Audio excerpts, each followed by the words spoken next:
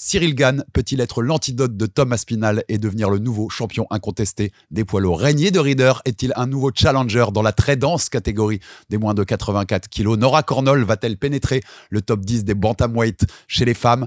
Pour son 13e épisode, Aldric Enerby fait le tour d'une actualité très chargée dans le MMA, sans oublier l'annonce du nouveau combat de Manon Fiorot et les finales du PFL World avec un choc franco-français bouillant. Générique.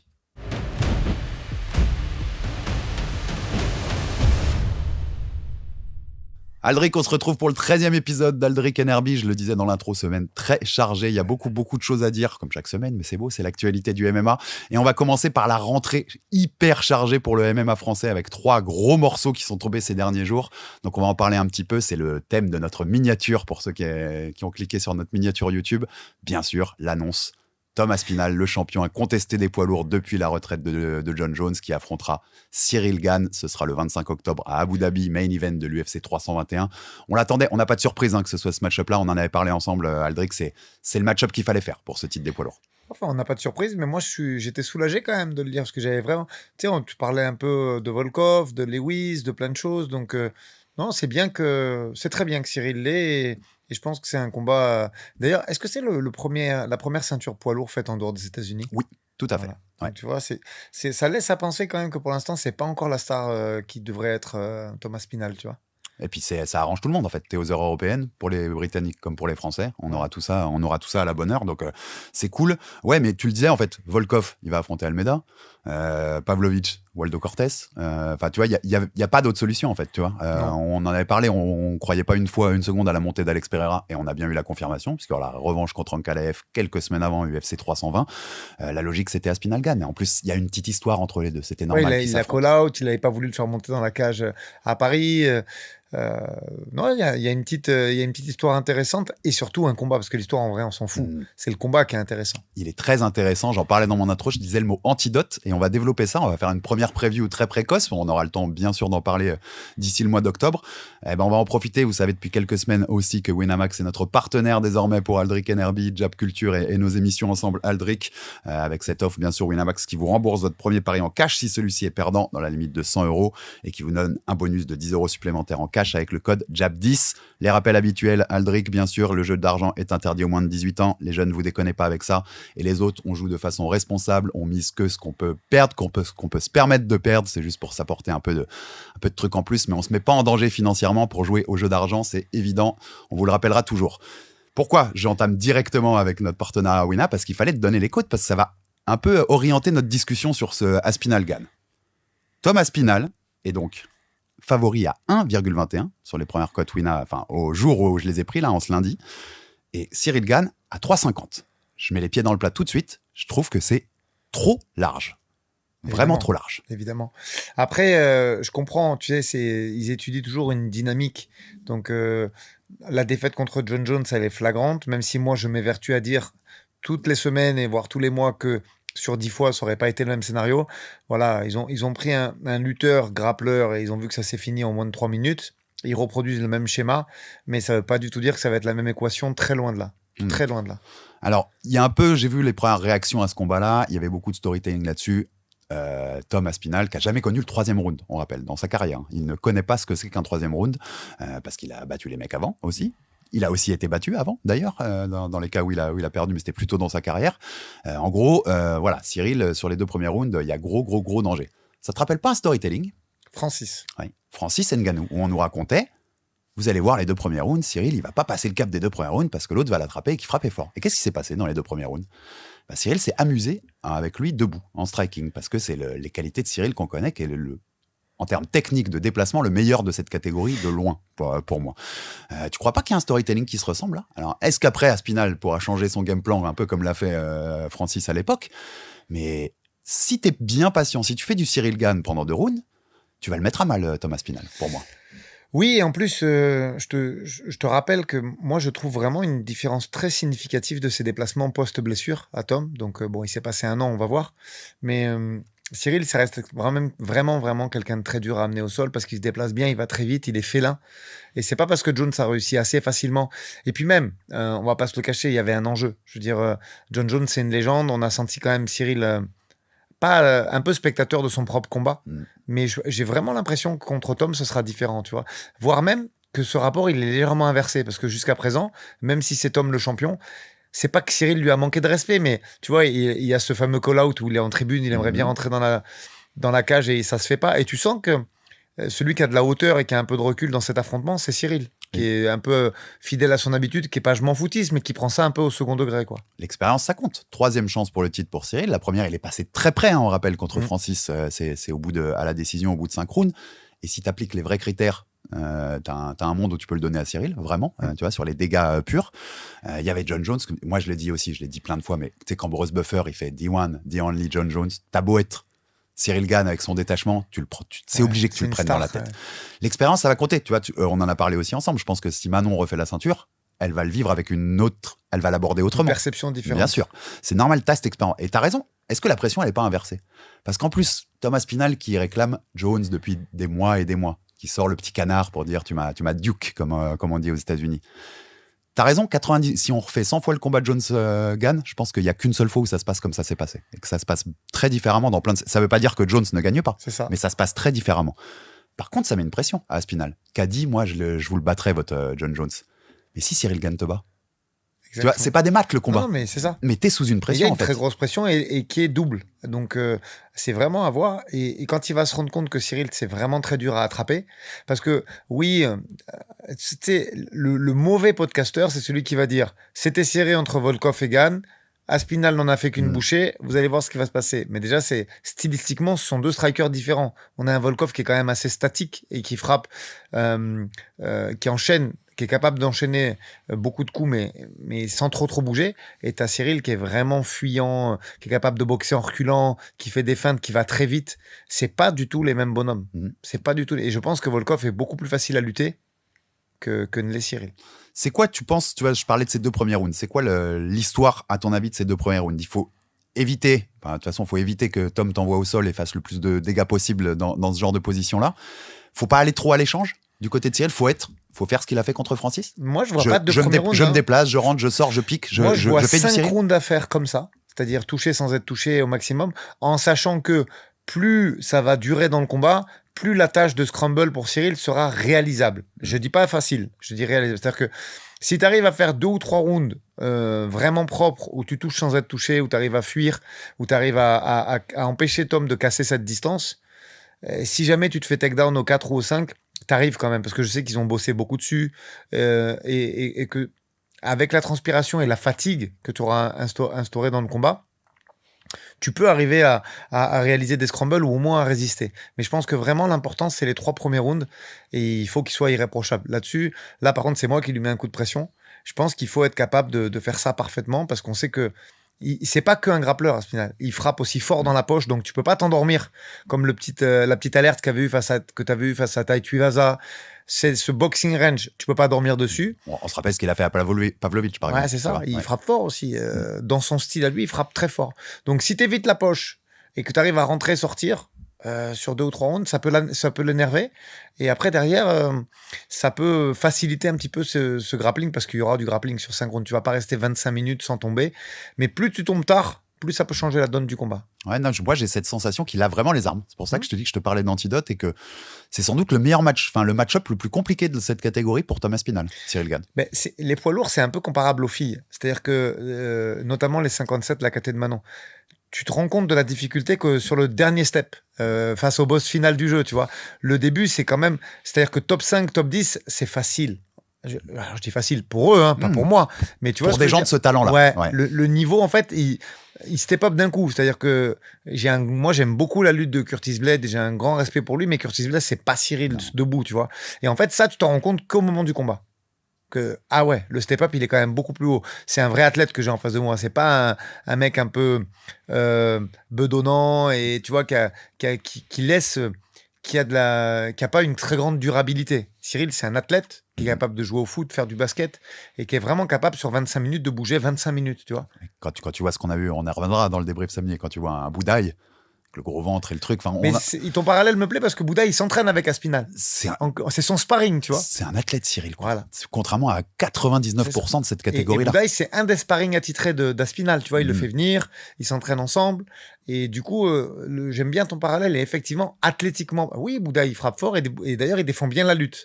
Très bien. Mais pas de la même façon que Cyril. Cyril, c'est plus avec ses mouvements qu'il va la défendre. Et puis on le voit, il y a contre Pouchécha, ils sont très vite cramés. Tu vois, Cyril, je pense à cette capacité quand même à être un athlète beaucoup plus longtemps. Exactement. Francis, hein. Il l'a prouvé à maintes reprises. Et de toute façon, on répète ce qu'on a dit dans notre épisode sur les lourds, auquel on vous renvoie aussi quand on a sorti notre casquette de matchmaker. Mais les lourds, il n'y en a pas beaucoup des poids lourds d'élite au monde. C'est ce que je te dis. Et Cyril, il en fait partie. Trop tard du step-up. La dernière marche, elle est vraiment haute. Et si c'est un combat très serré, moi, je te jure, je suis l'UFC, je fais une revanche en fait. Parce que t'en as pas beaucoup, des vrais mecs de ce calibre-là. Tu vois. Sur le papier, t'as Gelton qui a une chance de montrer ce qu'il vaut aussi, tu vois. C'est la manière aussi. Tu as raison sur ce que tu dis. Si c'est serré, il peut y avoir une revanche, sauf si t'as un Almeida qui arrive, qui débarque avec la manière et qui finalise. Oui. Là, le bail est différent. Tu vois. Si Almeida roule sur Volkov, je veux bien. Ouais, je vois ce que tu veux dire. Ça va dépendre aussi de ce qui se passe derrière. La dernière question que je voulais te poser aussi sur ce combat-là, dont on aura bien le temps de reparler d'ici là, c'est le côté pression. Est-ce que Cyril peut quand même avoir le côté de pression historique? Évidemment. Je m'explique. On sait que voilà, quand il a perdu contre John Jones, il a très mal vécu les critiques acerbes, et on connaît le public français. C'est pas le seul d'ailleurs au monde. Il y a beaucoup de publics qui sont comme ça. Ils ont été très durs avec lui sur les réseaux et je comprends qu'il l'ait pris très mal parce que c'est dur à vivre. Il fait une 3e fois la ceinture. Alors, c'était Ngannou, Jones, Aspinall. Mais s'il perd une 3e fois, tu vois, le public français a cette capacité à lui mettre une étiquette de t'as perdu 3 fois pour le titre. Lui, hein. Est-ce qu'il va avoir envie encore? Alors qu'il a été champion terrain, il a fait des choses incroyables, Cyril Gane. Mais tu vois, ça peut être dans l'esprit du public très vite résumé à c'est le mec qui a perdu 3 fois la ceinture. Est-ce que ça peut jouer quand même cette pression-là? Je pense que vraiment les gens, le poison de ces supporters-là, ils s'en foutent. Ils ont vraiment réussi à. Je pense que aussi bien lui que Fernand, ils ont réussi à faire abstraction de ça. Par contre, lui. Est-ce que, comme je disais, c'est un mec qui est vraiment multiculturel et qui a beaucoup d'attaches un peu partout, notamment dans le cinéma, dans la musique et tout. Et je prends plaisir à lui parler quand on se voit, mais c'est pas un ami. Mais je suis pas sûr qu'il ait envie de remplir une 4e fois si jamais ça passe pas. Tu vois ? Ça permet d'ouvrir quand même la petite digression historique. Je lui avais dit d'ailleurs sur le plateau de l'UFC Paris, quand j'étais à RMC, après la victoire contre Spivak. Je lui ai dit le truc et il l'avait pas mal pris, mais il m'a dit oh, t'es chiant avec tes stats, avec tes stats d'encyclopédie du MMA là. À l'époque, il y en avait 7. Maintenant, il y en a 9 personnes dans l'histoire de l'UFC qui ont eu 3 chances de titre sans jamais remporter la ceinture incontestée. Je me demandais, on se cite les noms juste pour se faire marrer. Donc les 2 nouveaux par rapport à l'époque où j'en avais parlé à Cyril, c'est Dustin Poirier, le dernier contre Islam, et Colby Covington. Le dernier, c'était contre Leon Edwards, après les 2 contre Kamaru Usman. Tous les autres, Uriah Faber, Pedro Rizzo, Alexander Gustafsson, Dan Anderson, Kenny Florian, Chael Sonnen, Joseph Benavidez, qui en a même eu 4 sans jamais le remporter, Benavidez. En fait, tu regardes quand même, c'est une belle liste. Ouais. C'est une liste de combattants qui ont marqué l'histoire. À part Colby, c'est une belle liste. Merci. Pedro Rizzo, pour les anciens, le premier mec qui a amené vraiment du Muay Thai en MMA, très très grand combattant brésilien, avec Marco Ruas dans son coin, mais c'est très vieux tout ça. Ça colle avec le podcast qu'on a fait avec Johnny, c'est les années 2000, c'est hyper intéressant. Mais tu vois, ce que je voulais dire aussi en citant tous ces noms, et t'as raison, mettons Colby à part, c'est que si jamais il n'y arrive pas, Cyril, tu vois, il sera dans une liste, c'est des grands combattants, c'est les mecs qui ont marqué l'histoire. De toute façon, il a ramené un titre intérimaire à la France. Il a déjà fait quelque chose d'extraordinaire, Cyril Gane. C'est le visage du MMA français. Maintenant, est-ce qu'il aura envie de remplir... S'il remplit une 4e, il y va, au titre encore une fois. En 2 ans, il y retourne parce que je pense qu'il est vraiment beaucoup plus fort que ce qui arrive. Et que ce soit Gelton ou d'ailleurs Walter Acosta qui peut avoir un boulevard si ça passe aussi son combat. Contre Pavlovich. S'il bat Pavlovich, il arrive directement, il arrive avec le couvert et l'assiette pour être prétendant. Et moi, je pense que Cyril est au-dessus d'Acosta et au-dessus de Gelton. Mais après, il y a ce que moi je pense, que nous on pense, et ce que lui il a envie de faire. Et vu comment il est sollicité, son film, un franc succès, ses actions dans tout ce qui est œuvre caritative, football, basket, tu vois, il est surtout, il passe bien, c'est un vrai mec que tu as envie de voir à la télé, quoi. Il a du charisme, beaucoup. Et moi je le dis, je comprendrais totalement que tu aies plus envie d'aller faire des sous au cinéma devant une caméra qu'à prendre des coups dans la tête avec des mecs qui veulent te l'arracher dans une cage, quoi, tu vois. Pas sûr qu'il fasse un 4e run, mais je te dis, il l'enterrait pas, le 3e, il est pas perdu déjà. Et la dernière conclusion de la liste que j'ai fait aussi, c'est que pour le coup, il peut marquer l'histoire. C'est-à-dire qu'il peut être le premier à avoir l'avoir sur la troisième, autant de chance et à aller la chercher sur la troisième, ce qui montre un mental aussi, si tu arrives à faire ça. Mais quoi qu'il arrive, il a marqué l'histoire. Moi, je te dis, il y a même pas photo là-dessus. Et c'est une grande fierté que de le voir faire cette ceinture à Abu Dhabi. En plus, t'imagines, à nos horaires à nous. Donc, déjà, là-dessus, c'est magnifique. Ça va être bonnard. Et on aura bien le temps d'en parler, bien sûr, dans Aldric Enerby et sur Jab Live globalement. Et dernière digression sur Abu Dhabi, parce que c'est un auditeur qui nous a répondu à ça la semaine dernière où on a dit Abu Dhabi, t'as quasiment personne qui paye ses places. Et j'ai un mec qui m'a envoyé quasiment des listes avec les prix des places qui étaient dispo, dont une, la plus chère, elle est à $2500. Donc tu me disais, en fait, on s'est à moitié planté. Ouais, en fait, on s'est pas planté, on s'est à moitié planté. Ils ont ouvert les ventes pour les touristes, mais le citoyen d'Abu Dhabi ne paye pas. Ok, précision importante. Ouais. Mais c'est vrai que les places, et d'ailleurs, j'ai été voir les premiers prix là. Oui, c'est cher. C'est cher. Si t'es touriste, tu veux y aller, il va falloir sortir, sortir le chèque. J'ai envie de te dire, si t'es touriste, Abu Dhabi, c'est pas Dubaï. Hein. Non. Il y a très peu d'endroits accessibles. Ça fait moins la fête, mais c'est quand même relativement cher. Et on passe au deuxième rendez-vous qui a été annoncé ces derniers jours de la rentrée, qui a été officialisé. En tout cas, Manon Fiorot, bien sûr, contre Jasmine Jasudavicius. Excuse-moi, ce sera le 18 octobre à Vancouver, chez elle, chez Jasmine, puisqu'elle est canadienne, Jasmine. On l'avait vu d'ailleurs à l'UFC 315 quand Manon affrontait Valentina. Petite question rapide sur ça, et pareil, on aura le temps bien sûr de développer autour de ce match-up avant d'y arriver, mais comment ça s'est fait? Est-ce qu'on vous a proposé d'autres noms? Est-ce que c'est le premier nom qui a été proposé? Est-ce que vous avez dit oui tout de suite? Qu'est-ce que tu peux me raconter sur la façon dont on a construit ce match-up pour Manon? En fait, le match-up me plaît, donc dès qu'on en a... si tu veux, avec le matchmaker, Mick, il y a eu beaucoup de... déjà la localité, il nous a très vite laissé entendre qu'en France, ce ne serait pas possible. Pour des raisons de timing, pour des raisons de filles qui refusaient. Nous, on a tablé à Abu Dhabi. Là-dessus, il y avait des noms.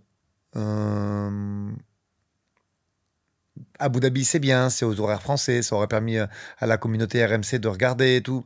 Mais Manon, elle connaît bien. Mais il n'y avait pas Jasmine dans cette équation parce que je pense que c'est un combat qui va être co-main ou co-main au Canada, tu vois. Donc, et le match-up me plaît. Parce qu'en fait, elle a de la hype. Derrière Natalia Silva, c'est la prétendante au titre. Donc, tu la tapes, tu reviens immédiatement dans le game. Et tu connais Tchechenko, tu sais que elle va pas annoncer son combat tout de suite, elle va prendre son temps. On a zéro news, ce qui était attendu. Hein. Donc, tu sais, en fait, il y a je vais parler de précarité, mais c'est pas une précarité parce que Natalia Silva, crois-moi qu'elle prend des 6 chiffres sur sa paye depuis déjà longtemps. Néanmoins, c'est une fille qui aura pas combattu depuis longtemps et elle peut s'énerver. C'est-à-dire que si Manon, ça se passe bien au mois d'octobre, fin d'année, début d'année, tu peux avoir une Silva qui dit bon bah vas-y, ok, je recombats. Donc en fait, tu peux tuer directement le truc avant même qu'il ait éclos. Et donc voilà, l'important pour Manon, c'est de faire un retour intéressant. Le match-up en tant que head coach me convient. Il plaît à Manon. Donc c'est ça le principal. Après effectivement c'est à l'extérieur, mais ça va changer quoi en fait? Manon, on sait qu'elle aime ça. Atlantic City, Blanchfield. Atlantic City, c'était comme ça. Et ce match-up un peu lutteur contre grappleur plaît à Manon. Et je pense que ça va être c'est une façon pour elle de pouvoir se renouveler de façon très intéressante. C'est intéressant ce que tu dis sur Silva parce que tu vois, on n'a pas de news. On le savait, Shevchenko, elle va prendre son temps maintenant. Et puis en plus, c'est Valentina Shevchenko. Elle a presque mérité d'avoir les cartes en main et de dire un peu quand elle veut combattre, vu sa carrière et son parcours. Il y a ce combat contre Zeng qui est un peu dans les tuyaux pour tout le monde. Tu penses que ça tourne comment cette KT? Tu penses qu'il va y avoir Valentina Zeng ou que Valentina va prendre Silva dans quelques mois? Comment tu vois ça? Sans avoir d'infos, mais ton feeling. Non, en fait, ça va dépendre surtout de... T'as vu, maintenant, on a vu que l'UFC, ils arrivent à être très durs là-dessus. Ils ont forcé Islam à monter et à abandonner sa ceinture, de même que Topuria, pardon. À partir de là, en fait, le seul qui peut avoir une réponse là-dessus, c'est le manager de Wheeling. Est-ce que c'est vraiment trop dur pour elle 52, est-ce qu'elle est prête? Elle aura le shot directement là, je pense. Oui, si elle le demande, elle l'a. Mais est-ce qu'elle est prête à abandonner sa ceinture? Donc, il y a plusieurs éléments qui me laissent à penser que c'est possible, notamment le fait qu'ils ont reboosté un peu tout le monde dans la KT. On sait que Suarez, ça repart au feu assez rapidement. On devrait avoir des news rapidement de l'autre chinoise et on a Richie qui vient de marquer beaucoup de points dans son deuxième run. Donc, voilà, ça bouge en 52. Donc, il y a un monde. On sait que le marché brésilien, ça reste un très gros marché pour l'UFC. Donc, il y a un monde... où tu as une deuxième chinoise et des brésiliennes, il la laisse monter à 57, hein, Wheeling. C'est pas impossible. C'est pas impossible. Mais tu sais il y a même un monde où les challengers aujourd'hui des moins de 57 même Silva, sont un peu bloqués quelque temps. Alors là, je fais de la... Mais là, ça nous arrange. Tu me connais, je fais de la théorie là, de matchmaking et de trucs, mais Valentina prend Zeng et elle bat Zeng. Elle combat une fois par an, Valentina, maintenant, on le sait. Entre-temps, Nunes a battu Harrison et a repris la ceinture. Et Valentina dit, moi, je veux faire le 3 contre Nunes. Il peut y avoir une vacante, il peut y avoir une intérimaire. Il peut y avoir une vacante. En tout cas, là, l'heure pour nous n'est pas à la spéculation. L'heure, il est à revenir dans le business rapidement, avec la manière. Et après, tu sais, à l'UFC, il y a quand même de la méritocratie, mais elle n'est pas au niveau de la victoire, elle est au niveau de la manière. C'est-à-dire que si tu gagnes, tu n'as quasiment aucun droit. Par contre, si tu gagnes avec la manière, là, tu es déjà plus entendu. Donc, pour le moment, c'est pour ça que j'étais plus attaché au match-up qu'à autre chose. Ça, c'est un match-up, elle est généreuse, Jasmine. C'est-à-dire que c'est pas à Manon de changer son jeu. Jasmine, elle te rentre dedans pendant 3 rounds. Donc, si tu as du répondant, ça peut se finir avant. C'est pas une fille qui est... Tu vois, Blankfield, si tu t'amuses à regarder les 5 rounds, tu t'aperçois qu'en fait, elle a un sursaut dans le 4e, mais tout de suite, après 2 minutes dans le premier, elle combat pour pas se faire mettre KO. Elle rentre plus pour gagner le combat. Et elle a un petit sursaut au 4 où elle rentre dans la tête de Manon. Et c'est spectaculaire. Mais ça s'arrête là, tu vois, ce petit sursaut. Jasmine, sur tout ce qu'elle nous a montré, elle n'arrête pas d'avancer. Elle n'arrête pas d'avancer. Donc, le match-up peut être intéressant. Donc, ça va forcer Manon à aller à la guerre, à donner une réplique à cette intensité que met Jasmine. Donc, je trouve le match-up très bien. Elle est très intéressante, cette quête. Comment ça peut tourner par rapport à tous les scénars qu'on a dit. Tu vois, une Silva, si c'est Zhang finalement contre Valentina, il vaut mieux combattre. Qu'est-ce qui t'empêche pas d'avoir un intérimaire en premier trimestre ou au deuxième trimestre contre la vainqueur de Fioro Jesus Davicius. C'est très possible. Ou alors tu te dis, Silva se dit je veux attendre, mais on en a parlé, on en avait même parlé sur Manon, c'est pas forcément bon d'attendre, il vaut mieux être actif, tu vois, plutôt que d'attendre. L'usure, ne pas avoir de temps de cage, c'est compliqué. S'il n'y a pas de blessure, c'est de repartir après sur le premier trimestre 2026. Voilà, donc quoi qu'il arrive, là il n'y a plus de réflexion, il y a une manière de gagner et cette victoire, il faut renouer avec elle en octobre. Il faut repartir sur le premier trimestre 2026 avec également une victoire avec la manière. Je pense que si tu fais ça proprement, tu as ton mot à dire après pour la suite. Rapidement. Mais ce rythme, il est important en fait. Je te dis, on en a déjà parlé. C'est surtout le rythme qui convient à Manon. C'est le dernier point qu'on n'avait pas évoqué sur Aspinall Gane, parce que j'ai vu passer des gens qui disent Gane, il a combattu en décembre dernier, ça fait un peu de temps. Aspinall, c'est depuis juillet 2024. Je suis très intéressé de voir un peu s'il n'y a pas de rouille du côté d'Aspinall quand il rentrera dans la cage à Abu Dhabi. Plus d'1 an sans combattre. Oui, on en avait parlé aussi. Mais on sait que Cyril, il est capable de le faire. Il l'a déjà fait. On sait qu'il n'est pas hyper actif depuis pas mal d'années et ça l'empêche pas de sortir des perfs. Aspinall, là où je l'ai trouvé le meilleur, c'est quand il enchaînait. En plus, Aspinall, je te dis, qui n'a jamais connu le 3e round. Tu vois, on vient de redrégresser, mais qui a plus d'1 an sans cage.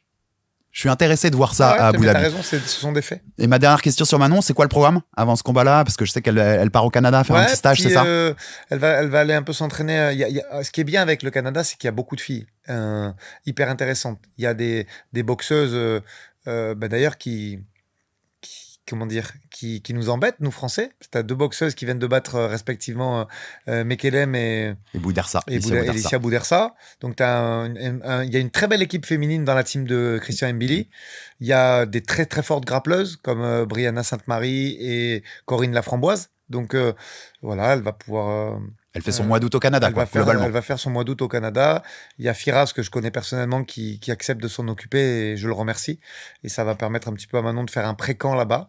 Et on démarrera le camp début septembre à Nice.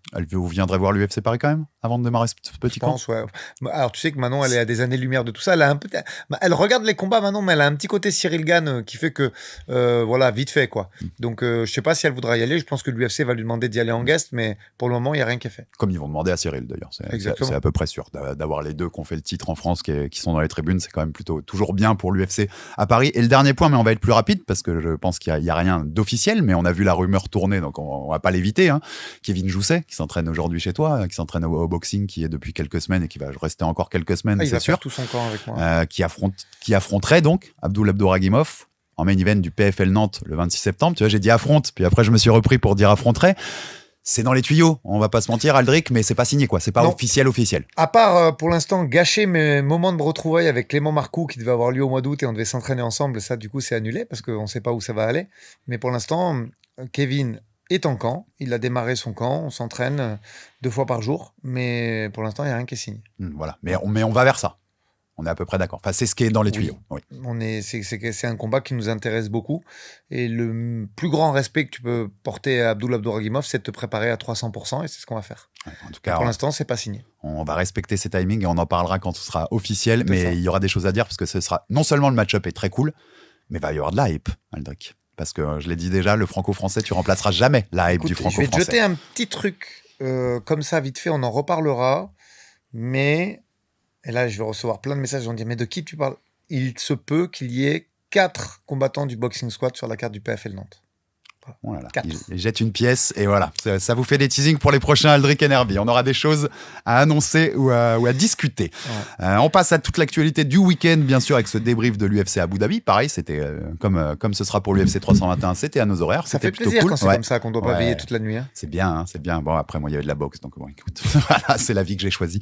Qu'est-ce que tu veux alors, je te donne déjà les 2 performances of the night, c'est Muslim Salikov et Steve Nguyen. Nguyen, on va y revenir. Salikov, juste un petit mot. 41 ans, c'est absolument exceptionnel. Le chaos. Mais en plus, je trouve vraiment, ce qu'il dit est vrai. C'est-à-dire que ce mec arrive à l'UFC assez sur le tard. Je crois qu'il a signé à 35 ou 36 ans. Il a une paire de jambes absolument fabuleuse. Mais pas tout à fait comme Thompson, parce que, tu vois, ça recule quand même moins, mais il a que vraiment un kick in range fabuleux. Et là, il dit que dans sa nouvelle équipe, il se perfectionne. C'est un KO en anglaise, mais dans la poche qu'il met, tu vois. Bien dur, bien comme on aime. Il progresse. C'est-à-dire qu'avant, quand tu es dans la poche avec ce mec-là, il était un peu perdu. Et là, il te met KO. Donc, 41 ans, où est sa limite? Je sais pas. Il a fait un magnifique call-out sur Thompson, justement, tu vois, que j'aimerais voir. Vraiment, s'il y a un combat. Pourtant, on parle de 2 quadras, mais je signe tout de suite pour les voir, les quadras. Là. C'est bien les combats de quadras aussi, de temps en temps. C'est bien, ça fait plaisir. Ouais. Steven Nguyen, on va y revenir parce qu'il y a des choses à dire sur ce qui s'est passé dans ce combat-là. Et le Fight of the Night, on va y revenir aussi. Shara Magomedov contre Marc-André Barriault. Mérité pour le coup. C'est le combat spectaculaire et très engagé, notamment le 2e round. Mais on parle du main event d'abord, parce que c'était important, c'était très attendu. Rainer de Reader qui surfait sur ses victoires contre Kevin Holland et le prospect Bonical surtout, et qui affrontait donc Robert Whittaker avec cette idée de rentrer dans ce top 5 des moins de 84, des middleweight, et de devenir un nouveau prétendant challenger. Donc victoire pour lui sur décision partagée pour le coup. Il y en a un pour Robert Whittaker. On va rentrer tout de suite là-dedans avant de développer le combat. Moi, j'ai la carte de Bell. Je te l'ai dit, on s'est échangé devant l'écran quand on regardait le combat en live. Moi, j'ai la carte pour Whittaker parce que le catch, je le donne à Whittaker. Ouais, je trouve que les impacts immédiats sont plus forts côté Whittaker que les impacts cumulés de Reader. Et si tu lis la règle, Aldric, et tu sais qu'on en parle beaucoup du jugement, l'impact immédiat doit surpasser l'impact cumulé. Ouais. Après, alors, première des choses... J'entends qu'on donne à Reader avant que tu développes. J'entends aussi qu'on le donne à Reader. De rien, les gars, pour le prono. Hein. La semaine dernière. Sur 3, oui. Hein, je pense qu'ils vont nous virer. Wina, ils vont nous virer bientôt parce que toutes les semaines, il y a un prono fort qui tombe avec une bet value à plus de 3 quasiment. Donc, ils vont finir par dire bon, vous arrêtez tout de suite, vous faites plus rien. Mais plus sérieusement, on va parler déjà de ce qui est sûr. Et là où il y a une unanimité au niveau des juges, les 2 premiers. Je sais pas ce que t'en penses, mais tout le monde donne à l'unanimité Robert Whittaker sur le premier, qui fait un 20-15, mais surtout avec la manière. Et tu vois, il y a pas de doute sur le premier pour moi. Il y a aucun doute, et surtout, c'est pas qu'il le rend ridicule, mais ce striking qui est composé en fait justement de 2 choses. C'est-à-dire il rentre comme pour s'il voulait aller au clinch. Des fois, il met le genou en direct, le genou gauche. Des fois, il vient au clinch de Muay Thai où il attaque dans les jambes. Ça, c'est son setup global, qui fait depuis le One FC, mais dont personne n'a encore trouvé une réponse, à part Rogrug. Personne n'a trouvé la réponse sur ça. Et quand je dis Rogrug, il avait trouvé une réponse partielle, tu vois, mais c'était de le lutter quand il rentrait comme ça. Mais il faut aller le chercher au sol, le garçon, tu vois. Donc, non, vraiment, son setup est pas trop mal fait. Le 2e round. De Reader. Ouais, et c'est intéressant parce que sur les frappes, il est un peu en avantage, mais il est en avantage grâce à son takedown qu'il met. Et où il est effectif et tout, donc ça, on n'en parle pas. Le 3, très vite, là, c'est déjà plus intéressant. Tout le monde le donne à Rob. Et moi, j'ai vu passer quand même des mecs qui le donnaient de Reader. Non, mais quand je dis tout le monde, je parle des juges. Oui. Je parle des juges. Moi, je le donne à Rob sans aucun problème. Il y a 13-20 au niveau des frappes. Pareil, l'impact. Les grosses frappes, c'est Rob. En fait, le problème, c'est la compréhension du sport. Les grosses frappes, c'est Rob, mais... À partir du moment où tu as classé une frappe dans la frappe effective, parce que c'est ça le débat. Le problème, c'est les stats, Aldric. Il y a des jabs de Rob, dans ce round-là, qui font plus mal que certaines des frappes qui ont l'air plus impactantes que de Reader. En fait, ce qui est compliqué dans ces règles, et c'est pour ça qu'il y a vraiment besoin d'une précision, quand tu l'expliques toi, c'est très clair. Par contre, quand on regarde les règles unifiées, en 1, domination effective. Et quand on parle de domination effective, dans les règles unifiées, hein, c'est marqué frappe effective. Donc, est-ce que tu te ranges sur toutes les frappes effectives? Tu vois, la nuance, elle est importante. Mais à la limite, avec ta précision à toi, ça veut dire que le 2 passerait peut-être devant le 1. Et quand je parle de 2, je parle de domination relative, c'est-à-dire la recherche de finish.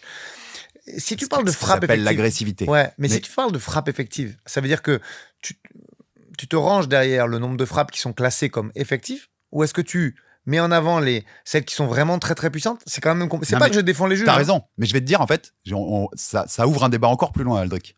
Je regarde quasi plus les stats. Parce que déjà, les stats, c'est des êtres humains qui les font. Ouais. Donc, c'est à son avis subjectif. Je suis d'accord. Et moi, maintenant, quand je juge, je regarde ce que je vois.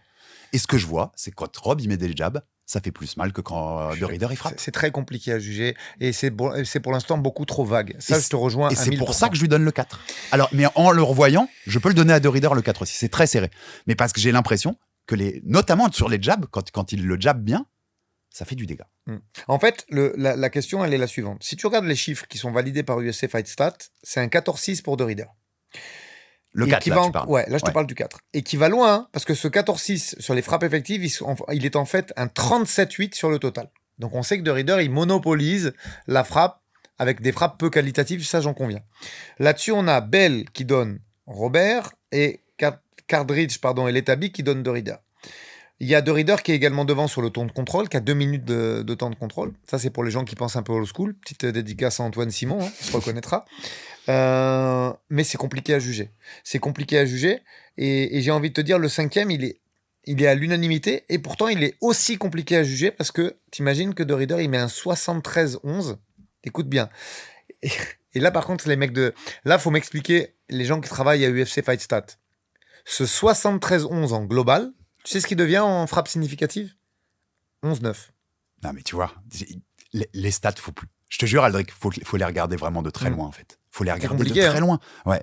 Et faut que en fait, faut juger parce que, je veux dire, on a des milliers d'heures de combats qu'on a regardés, tous les deux. Faut juger. Moi, je juge par rapport à ça, en fait. Ouais. Je vois des situations et et ça se trouve, je me plante, hein. J'ai pas la science infuse là-dessus. Mais quand j'ai l'impression que ça a plus d'impact, bah, je le mets en premier. Et comme c'est l'impact et les dégâts en premier, et que l'agressivité et le temps de contrôle, t'as raison, on le rappelle, hein, ça doit compter que si les deux premiers ils sont égalité. Donc le temps de contrôle, et même l'UFC, en fait, tu sais que c'est pas seulement un problème d'observateur. L'UFC, ils te mettent les temps de contrôle. Ça sert à quoi de mettre ça comme stat? C'est le 3e critère. Ouais. T'influences les gens à dire le gars il contrôle. Et qu'est-ce qu'il en a fait de son contrôle? Est-ce qu'il a frappé vraiment? Non, mais je suis d'accord avec toi. Donc moi maintenant, c'est l'œil. Après, est-ce que le mec a gagné ce combat-là ou pas? On y reviendra très rapidement, puisque c'est quand on parlera de Yann McGee. Il y a l'œil. Et il y a, quand tu revisionnes, des fois, tu n'as pas tout à fait le même jugement, tu vois. Donc ton œil change. Ouais, c'est très compliqué. C'est très compliqué. Après, j'ai envie de te dire quand même, Whittaker, oui, c'est discutable puisque c'est une split. Il y en a beaucoup qui disent que c'est un vol. Il y a quand même la manière aussi. Et en fait, ça, je suis d'accord. Je pense que là, je vais être très critique, mais ma critique, je la trouve légitime parce que c'est un combattant que j'aime vraiment et que j'apprécie vraiment, Whittaker. Il y a 2 solutions. Je pense vraiment qu'il ne s'entraîne pas autant qu'avant. Parce qu'il n'est pas du tout durable dans ce style. Et ce style, le in and out, vraiment de la façon dont il fait, ça demande beaucoup d'énergie. Donc, ou il prend plus de 5 rounds, c'est-à-dire qu'il se met sur des grosses cartes, et avec le nom qu'il a à l'UFC, il peut très bien le dealer, ça, tu vois, de dire « Stop, les gars, je fais plus 5, j'arrive pas. » J'arrive pas. Parce qu'en fait, là... Il est cramé, en fait, oui, pour toi, physiquement. Oui, il est cramé. Oui, on est d'accord. Il ne s'entraîne pas. Il y a 2 ans, ou il y a 3 ans, quand il est à Paris contre Vettori, il le gagne. Exactement. Ce combat easy. Exactement. Il n'est pas durable dans la performance. Et ça, tu peux monter, tu peux descendre, c'est la vérité. Et ça fait plusieurs fois que ça lui arrive, qu'il craque. Et du coup, je me pose la question. Et en fait, cette génération-là de middle, hein, tu vois, Easy, la génération Easy Whittaker, ils commencent à être cramés un peu tous physiquement. À part Jared Cannonier qui a 41 ans, continue. Après, je pense que tu as vu l'hygiène de vie. Ouais. Whittaker, j'avais regardé un petit reportage sur lui. C'est un geek qui joue beaucoup à la console. Il a tendance à s'oublier un peu sur la bouffe, puisque t'imagines que c'est un Walter au départ et qui parle de monter à 93 maintenant. Bah, je pense que l'hygiène de vie, il fait beaucoup. Donc, ou tu changes de style, bah, tu te sers de ça, de ce travail pour devenir un contreur. Et dans ce cas-là, il faut mettre de la. Et c'est compliqué de mettre de la lutte au milieu parce qu'on sait que ça fatigue aussi, c'est énergivore. Ou alors il prend plus de 5. Tu fais 15 mais quoi qu'il arrive, je suis un peu déçu, moi, de ce que je vois sur la fin, tu vois. Donc, et t'as raison, l'impression globale, en fait. À la fin du combat, t'as raison. Tu dois en fait, c'est De Ridder. Tu vois, De Ridder, il en veut, il a envie de finir. Il est très agressif, il est machin. Et l'autre est cramé. Donc tu sens lequel a l'ascendant, en fait, sur le truc. Mais l'agressivité, c'est le deuxième critère. Donc, si on a, tu vois, on doit juger sur les dégâts. C'est ça qui est dur. Je suis content de l'établi et compagnie parce que je préfère que de Reader passe pour la. Vraiment, je pense qu'aujourd'hui, il a plus envie. C'est-à-dire que ou tu te diriges vers des modified ou tu montes à 93. Mais du coup, maintenant que je vois ça, je me dis attention parce que s'il a une hygiène de vie qui est pas parfaite et s'il a surtout moins envie de s'entraîner qu'avant, à 93, ça frappe fort quand même, tu vois. Face à des mecs qui ont encore plus de patates. Si tu bouges pas, c'est compliqué. Non, mais je pense qu'on arrive sur la fin quand même. Oui, je crois aussi. Et tu vois, il gas out pas comme ça il y a 2 ans. Enfin, c'est évident. Et quand je dis il l'aurait gagné easy, je suis un peu méchant, mais parce qu'avec les entrées un peu lunaires que nous fait de Reader debout et la façon dont il boxe, qui est dédicace à Lucas Bourdon du podcast Bordering, qui a dit que quand t'as un nom, quand t'es hollandais et que t'as un nom comme ça, boxer comme ça, c'est quand même, on devrait t'enlever ton passeport. Il dit ça. Et je trouve, c'est vrai que par rapport à l'école néerlandaise du pied-point, c'est dur à voir, mais il l'aurait puni. Whittaker, il y a 2 ou 3 ans, il punit ça de façon, et là, il peut plus le faire. Il est plus la capacité physique de le faire. Il nous a fait un premier round fabuleux et je trouve que dès le deuxième, moi, ça baisse en intensité. Donc, s'il a un round et demi dans les pattes, c'est compliqué, tu vois. Faut être réaliste. Et je te dis, je me sens légitime pour critiquer parce que je suis très fan. Et j'étais, moi, vraiment déçu qu'ils perdent contre Adesanya à l'époque parce que tu sentais qu'ils s'entraînaient vraiment à 100% à cette époque. Là, moi, je vois quelques signes qui m'alarment un petit peu. Et quand je dis alarmé, c'est pas grave, hein, mais c'est sur la suite de sa carrière, quoi. On l'a partagé parce que j'étais dans la salle quand Duplessis le KO. C'est vraiment, j'étais hyper déçu. Enfin, tu vois, c'était. Non, mais c'est un bon mec. C'est Whittaker, quoi. Ouais. Mais là, ça commence à faire beaucoup quand même. Bon, Khamzat. On va passer à De Reader. Parce que là, ça devient intéressant quand même. Déjà, tu te rappelles, on l'avait dit dans la preview. Là, pour moi, c'est clair, il en a pas fait assez en termes de manière pour passer devant le vainqueur de Nassour Caio Borrio. Non, il y a plus de débat, tu vois, parce qu'on s'était dit l'UFC pouvait faire une dinguerie si jamais. Avec toi. Il passe pas devant. Autre point que j'ai noté, mais on n'en débat pas, mais Aaron Brandtester, le journaliste canadien, qui disait De Reader, il a quasiment déjà acquis le statut de combattant de l'année 2025. Non. Quand tu bats Hollande, Nikal et Whittaker rincé comme ça, c'est ça en fait. Respectez Merab. Je pense que s'il bat Sandhagen, le combattant de l'année, c'est Merab. Mais tu vois, pour moi, on n'est pas sur ce niveau-là. Non, il fait un beau run, mais il mérite pas le combattant de l'année. Mais il est intéressant à voir combattre. Là, moi, je veux développer sur son style de combat parce que tu sais quoi, je vais rejoindre quelque chose que vous disiez avec Johnny dans le podcast auquel je vous renvoie une nouvelle fois, le Jab Culture qu'on a sorti dimanche, qui est passionnant sur l'évolution du MMA. Tu te rappelles quand vous disiez que on arrivait à une ère où les mecs s'appropriaient les trucs et se mettaient dans une certaine spécialisation de choses. Dans sa façon de faire du MMA, de Reader, il a son truc. Ses entrées avec les genoux, les transitions qu'il fait au clinch pour amener au grappling. Dans ce MMA tourné vers le grappling qui est son point fort, bah, il est bon dans ce qu'il fait en fait. Mais déjà, je vais juste revenir sur une petite rectification. C'était celui qui a vraiment parfaitement géré, c'est Malikin. Ses entrées, c'est pas Rugg. Je sais pas pourquoi j'ai dit ça tout à l'heure. Mais il est intéressant à regarder ce combat parce que pour un 84, il a quand même une grande vitesse sur l'avant. C'est-à-dire que cette façon d'arriver en gaucher et de se propulser comme il le fait, si tu le contres mal, tu te fais lutter. Si tu montes trop vite les mains, il a son coup de genou qui descend au corps et qui a mis KO Nikal et qui a touché Whittaker plusieurs fois. Donc, il te pose une problématique qui est compliquée dans une salle parce qu'il y a peu de gauchers. Il est puissant. Tu sais que derrière, il y a cette petite crainte, entre guillemets, du grappling, puisque ça reste un grappleur d'exception. Il a quand même fait des super fights. On sait qu'il a fait une décision contre André Galvan, tu vois. C'est propre ce qu'il propose en grappling, c'est très haut niveau.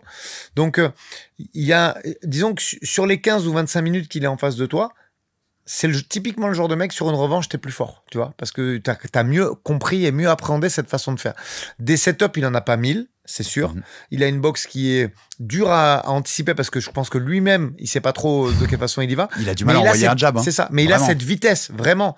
Cette vitesse vers l'avant qu'il a, à 84, pour un individu costaud quand même, hein, parce que c'est un gros middleweight. Il te pose une problématique. L'entrée, le genou au corps sans entrée, il y a peu de mecs qui arriveraient à contrer ça. C'est ça. C'est un moyen d'arriver. Surtout si t'as peur de la lutte. Et derrière, il est proactif pour son entrée en grappling. Enfin, tu vois, il a trouvé son chemin. C'est ce que je disais, ce que vous disiez avec Johnny. Lui, il a trouvé son chemin de MMA. Il a un jeu. Comme Dricus Duplessis, en vrai. Après, c'est pas le même jeu, mais ils se ressemblent sur ça. Ils ont trouvé leur chemin. Même en étant un peu lunaire en boxe et tout, un peu lunaire techniquement. C'est ça. Dricus, il est multifacette parce qu'il a un pied-point original un peu à lui. Il a une lutte un peu à lui aussi. Il fait des mouvements un peu, pas fuckés, mais un petit peu qu'il a personnalisé, qu'il s'est approprié. Et il a en plus du sol, tu vois. Je pense que Dricus là-dessus, c'est un peu la version prime c'est un peu de Rina parce qu'il a quand même plus de facettes. Néanmoins, c'est des combattants. De toute façon, c'est simple. plus le style d'un adversaire est dur à reproduire dans un gym avec des sparring, plus c'est compliqué. Et la résultante, c'est que c'est compliqué. Et je pense que moi, j'étais intéressé par Nikal parce que je me suis dit, il va le lutter. Pour annihiler un petit peu ce fait de se propulser vers l'avant. Mais il a eu peur du sol.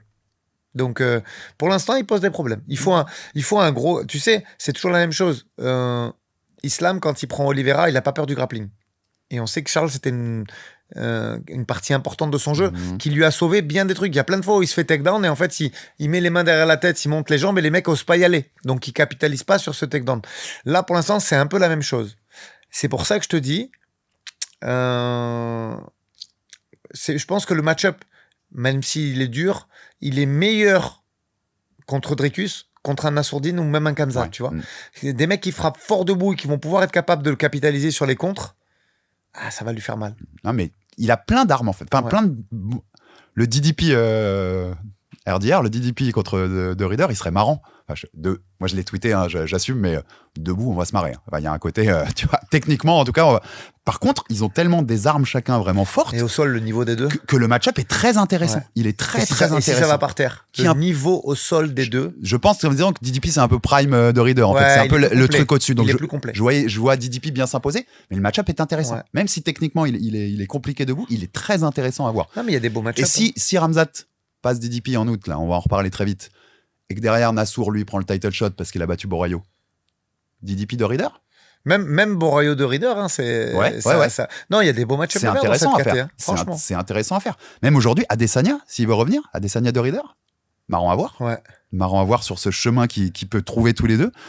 Et puis, le dernier point technique que je trouve important, parce que tu sais, c'est une de mes lubies avec l'amour de la boxe que j'ai, c'est un mec qui te prouve un truc. C'est qu'en MMA, quand tu t'attaques vraiment au coup au corps, le bodywork, eh ben, tu vas loin, tu vas très loin, parce qu'il n'y a pas assez de mecs qui investissent dans le bodywork. En fait, avec des armes comme son genou, là. Ce qui est fou, c'est ça, c'est la différence de niveau. Avec, tu sais, c'est comme si tu mets des étoiles en striking.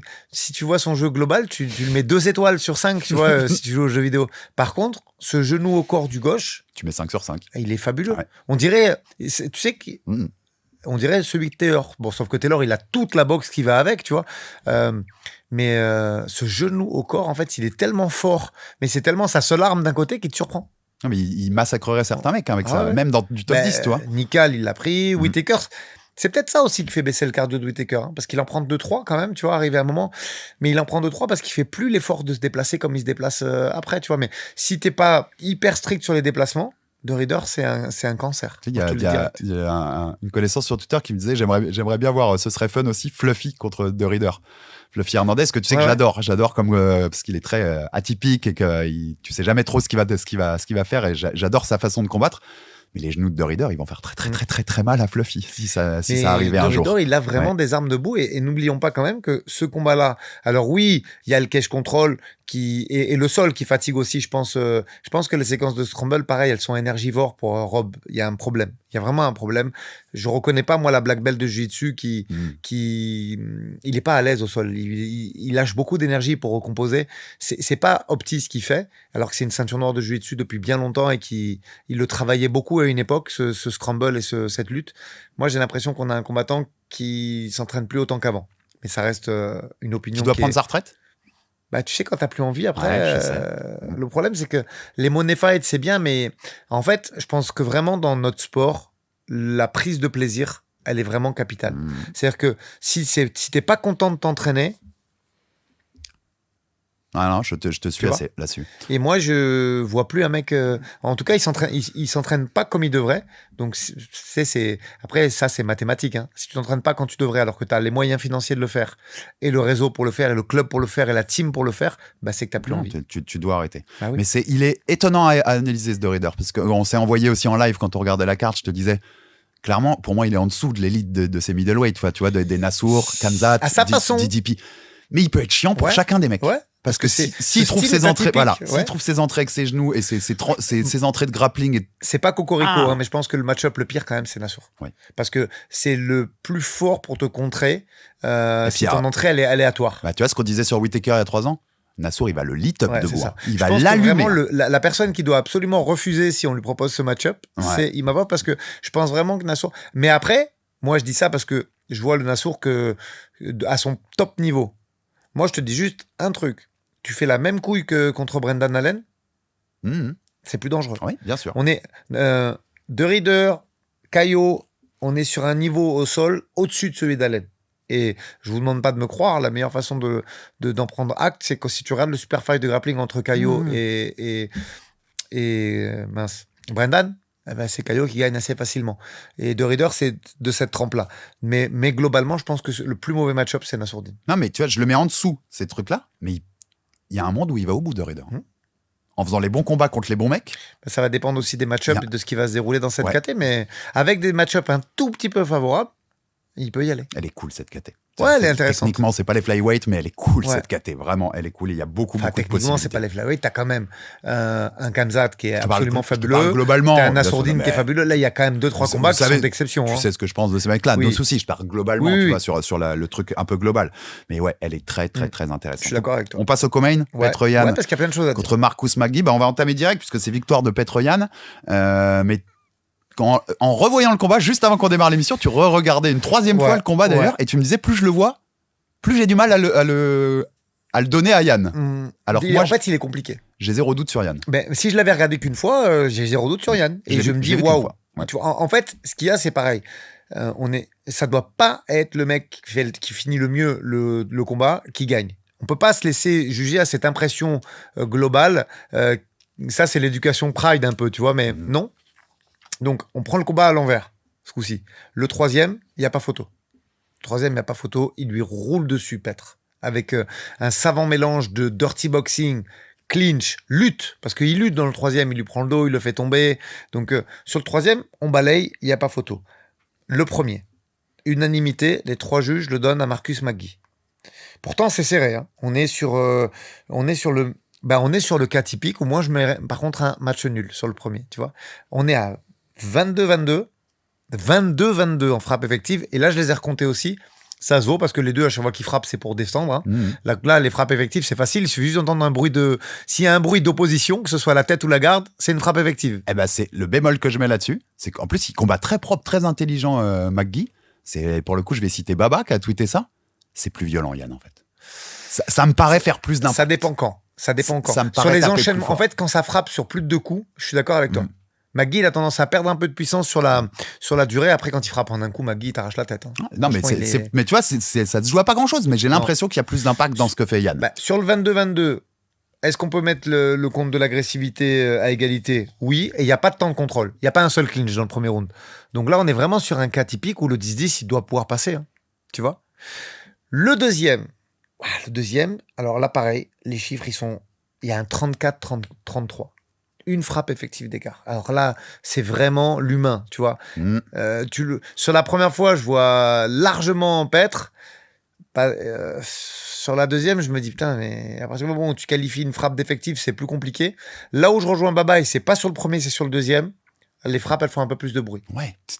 En fait, tu vois, c'est ça. Ouais. Tu mets les chiffres de côté, quelle impression ça te donne ? J'ai l'impression qu'il tape plus fort. Sur le deuxième, ça se voit plus que sur le premier, je trouve. Il fait plus mal. Et moi, ce que j'ai bien aimé... Oui, il l'a tweeté dans le combat, c'était peut-être au deuxième. C'est l'adaptation. C'est-à-dire qu'en fait, McGee, sur les 2 premières minutes de combat, c'est pas qu'il touche pas une bille, c'est que ça va pas le game plan. Ils essayent d'en faire un John Jones avec du hand fighting et tout. Il prend pas mal de rafales. Et en fait, c'est dans l'adaptation. Je sais pas pourquoi, au bout de 2 minutes, il change un peu son style.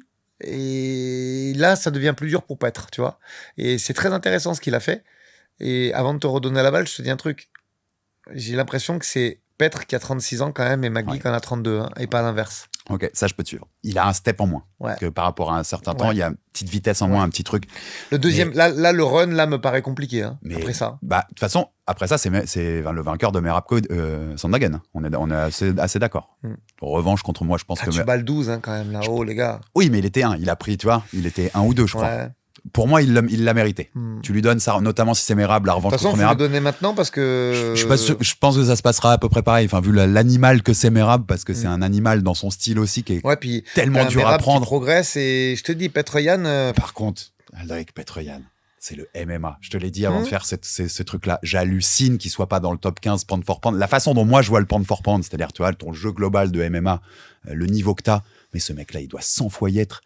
C'est le MMA. La façon dont il implique le striking et le grappling ensemble dans des phases de combinaison, c'est du beau MMA, Petroyan. Du beau MMA. Et il fait des trucs très beaux. Je t'ai noté plein de petites séquences, mais tu parlais du round 3 qui domine plutôt. Le Zoto-Gari, qui l'enchaîne avec le balayage, il l'enchaîne sur la Kimura. Au round 2, ils sont au clinch, tac, il prend un angle à l'extérieur. Hop, le coup de coude qui part tout de suite, ça touche. C'est beau ce qu'il fait. Je t'en ai 3-4 comme ça, tu l'as, mais les 3 séquences du round. T'as la fin de jab, low kick intérieur, petit crochet droit, gros crochet gauche, c'est caviar. Tout en switchant. Il change de garde. Dans sa gestion de la distance, ses switch de garde dans le premier round, ils sont masterclass. Il y a une séquence crochet gauche avec laquelle il prend le collar tie, tu vois. Ouais. Il fait son pivot du côté ouvert, uppercut. Il refait la même truc sur une autre séquence, et après les uppercuts, double crochet, gauche-droite pour sortir. Non, là-dessus, sur ce combat-là, sa gestion de la distance et son corps à corps et son dirty boxing, même là, tout le monde se méfie de son clinch de Muay Thai. En fait, il mettait pas les genoux, il envoyait des uppercuts avec de l'angle. Il y a plein de bonnes choses à dire. Ses mains comme ça, sa garde haute, où il prend le collar taille assez facilement avec tout ce qu'il fait. Non, mais moi, je te dis juste, physiquement, j'ai l'impression que ça a baissé un peu en intensité, même si c'est lui qui finit mieux le troisième. Hein. Je te parle pas de durabilité, je te parle de physique en général. J'ai l'impression qu'il frappe pas forcément plus fort qu'avant, mais tu as compris ce que je voulais dire. Et quand tu regardes le combat plusieurs fois contre McGee, il y a quand même un monde où c'est serré. Hein. Quand tu vois le nombre de frappes effectives et tout, il prend beaucoup de coups aussi. Hein. Il prend beaucoup de coups. C'est pour ça que je te dis, je pense que le run, il doit vite s'arrêter parce que je sais pas si ça va durer encore 2 ans, hein, Petroyan. Continue un peu la main card, mais avec des combats où on a un peu moins à dire. Almabayev contre Ochoa, t'as quelque chose un peu plus à la victoire d'Almabayev? Ouais, c'est disons que c'est ce que n'aime pas l'UFC. Lutte, mais un peu, je dirais pas boring, mais voilà. C'est typiquement ce qu'il faut pas faire si tu veux gravir les échelons de l'organisation, on va dire. On avait aussi également oui, parce que j'ai sauté un combat quand même, mais Chara Magomedov, donc contre Marc-André Barriault, la victoire de Chara. Ouais. Logique, hein, sur le scoring, j'ai pas de problème avec cette victoire. Il y a le deuxième round qui est plutôt discutable, où ils sont pas loin l'un de l'autre, mais non, globalement, il y a rien à dire. Je peux le donner à Barriault, le deuxième round, parce qu'il y a la fin de round où Chara met vraiment mal, mais c'est sur les 20 dernières secondes. Avant, tout ce qu'il fait, notamment contre la cage, dirty boxing et tout, il marque beaucoup de points à Barriault, donc je peux largement lui donner. Non, mais en fait, c'est un peu ce qu'on avait dit dans la preview quand même, Chara. Je vais être dur, hein, mais Chara, heureusement qu'il a la tête, tu vois, heureusement qu'il a ce charisme-là et qu'il a ce truc qui fait qu'il est, parce qu'il est encore loin du top niveau. Pour un mec dont la force est quand même censée être debout, il est très droit, il est très stiff, tu vois. Il prend beaucoup de coups, et tu le vois dans le deuxième, il prend des coups. Barriault, c'est un bon combattant, mais c'est pas l'élite de cette catégorie-là. Dans l'état actuel des choses, je vois pas Chara se rapprocher d'être un vrai challenger pour la ceinture, en fait. C'est là où je veux en venir. Mais on est très loin. Je sais même pas s'il est top 15. Voilà, on est loin. Maintenant, le problème, si tu veux, c'est que c'est une KT où ça grapple très facilement. Et pour l'instant, il est un peu protégé. On est honnête, hein, aujourd'hui, il a pas de visa. Il est très poussé par l'équipe d'Abu Dhabi, le Riyad Saison et compagnie. On sait que c'est eux qui insistent vraiment beaucoup pour qu'il soit en main card et ce genre de choses. C'est pas un secret, ça, c'est la réalité. Est-ce qu'il est top 15 ? Moi, je pense que non. Et si tu veux, le problème pour pouvoir le pousser là-dessus, c'est qu'il y a beaucoup de grappleurs. T'as des Dolidze dans cette KT, tu vois ce que je veux dire ? Et vu comment ça défend la lutte, petit rappel, Barriault n'est pas connu pour sa lutte. En général, il est plutôt connu pour ses combats engagés. Il l'a fait tomber quand même, tu vois ? Donc, moi, j'ai un gros doute. Je pense qu'il est actuellement dans le top 30 mondial, mais ça peut pas aller plus haut. Ouais, ça peut pas aller plus haut parce que dans la poche, c'est pas un striker complet. Il a des genoux et des jambes. Son timing est fabuleux. Ça, on n'est surtout pas là pour dire le contraire. Oui, non, bien sûr. C'est pour ça que je veux pas être trop méchant non plus. Non, il n'y a pas à être méchant. Je pense qu'il a vraiment des kicks qui font très mal, une puissance dégagée, notamment dans le premier et deuxième round, il te casse la jambe quand il kick. Là-dessus, il n'y a rien à dire. Derrière ça, est-ce qu'il y a un vrai travail d'anglaise dans la poche ou même de coude ? On sait que ça vient de loin. D'ailleurs, il se fait cueillir sur ça par Barriault. Il part sur un coude un peu lointain téléphoné. Il prend une droite plein fer de Barriault dans le nez. Et je pense qu'il se fait casser le nez d'ailleurs. Et tu sens que dans la poche, c'est pas idéal. Donc, plus tu t'approches de ce top 15, plus tu vois quand même des grappleurs dangereux. Je suis pas sûr que ça passe. De toute façon, arrivé à un moment, ils vont devoir le faire, de toute façon, pour le légitimiser. Donc, on va voir un top 15 arriver. et on verra ce que ça donne. De toute façon, on l'avait dit, hein, c'est un match-up qui était fait pour le relancer, tu vois, Voilà. après Michael Page, et ça l'a relancé avec une victoire. Mais oui, il a des limites très fortes. Par contre, il est dans des combats fun. Donc, son style fait qu'il est dans des combats fun, donc on vaudra toujours le voir. Mais tu vois, le personnage, en fait, est plus au-dessus que ne l'est le combattant. Je pense que c'est le personnage un combat qui lui pour donne le tester un peu, possibilités. ce serait, en plus t'aimes bien les deux, un petit Fluffy Chara, Ouais, totalement. tu vois. Let's go. Là, c'est fun. Ouais, let's go. Et est-ce que t'es sûr que Fluffy va pas chercher le sol mais je pense qu'il passe pas, moi, tu vois. Je suis pas sûr qu'il passe. Il y a Fluffy Dolidze, si Ouais. je dis pas de bêtises. Donc j'espère que Fluffy passe et qu'on lui Bah, donnera tu vois, un peu plus haut. Moi, mais... Dolidze, c'est vraiment un problème. C'est-à-dire que c'est pas un très gros lutteur. Je rappelle, pour ceux qui avaient écouté notre premier podcast sur je sais plus de quoi on parlait. Je crois qu'on parlait de la facilité à arriver à haut niveau en MMA sur un jab culture, et on disait que Dolidze, il a joué au football jusqu'à très tard, et je crois que c'est à 26 ans qu'il a commencé le MMA. Donc il a pas de lutte en termes, mais c'est un combattant dur qui frappe fort et qui a un niveau de grappling très très élevé. Donc on verra si Fluffy passe ce type de combattant, mais qui est chiant quand même. C'est vraiment un combattant difficile, Dolidze. On a parlé d'Almabayev rapidement. On peut dire un mot aussi rapide sur Gouskov contre Krylov. Krylov prend la main sur le combat et il se fait punir, quoi. Il se fait punir sur un KO, sur un contre, et voilà. Lumière éteinte, terminé. Beau KO. Ouais, beau KO, mais voilà, pas grand chose de plus à en dire pour la review, parce qu'on a encore beaucoup de choses à évoquer. Bryce Mitchell, Saïd Nurmagomedov. Ouais. Victoire de Bryce Mitchell. Deux fois en très peu de temps entre Edgy McNee et Bryce Mitchell, que nos amis du Daghestan soient un petit peu surclassés dans la lutte et le sol. Comme quoi, il n'y a pas de règle. Non. Cela étant, on l'avait pas dit la semaine dernière, mais c'était les débuts de Bryce Mitchell à 61. Ouais, ça. C'est pas mal. Hein. Mais tu sais que ce qui est fou, c'est qu'il descend de KT, qu'il avait l'air moins costaud que Saïd. Il y a des fois, tu vois, sur ces trucs-là. Mais par contre, le combat est sympa. Non, c'est pas mal. Et puis oui, il le domine dans le truc où t'attends. Et ça me fait rire, mais il y a l'arc Fernand sur les réseaux qui revient à chaque fois là-dessus. Et en vrai, il en rate pas une. En vrai, il a raison. En vrai, il a raison là-dessus. C'est pas ton nom ni l'endroit d'où tu viens, c'est ton niveau en fait qui va décider de si t'es fort au sol ou pas. Il faut que ce soit Bryce Mitchell ou que ce soit Edgy McNee, ce sont des grappleurs d'exception. Ouais, bien sûr. C'est pour ça, c'est ton niveau. C'est pas d'où tu viens. Après, ce combat est intéressant parce qu'on savait qu'il allait avoir au moins une tentative de guillotine. On sait qu'il en a beaucoup, Saïd Nurmagomedov, sur son topologie en victoire. La défense, elle est absolument magistrale de Bryce. Et voilà, il y a des belles séquences de sol, il y a des prises de dos.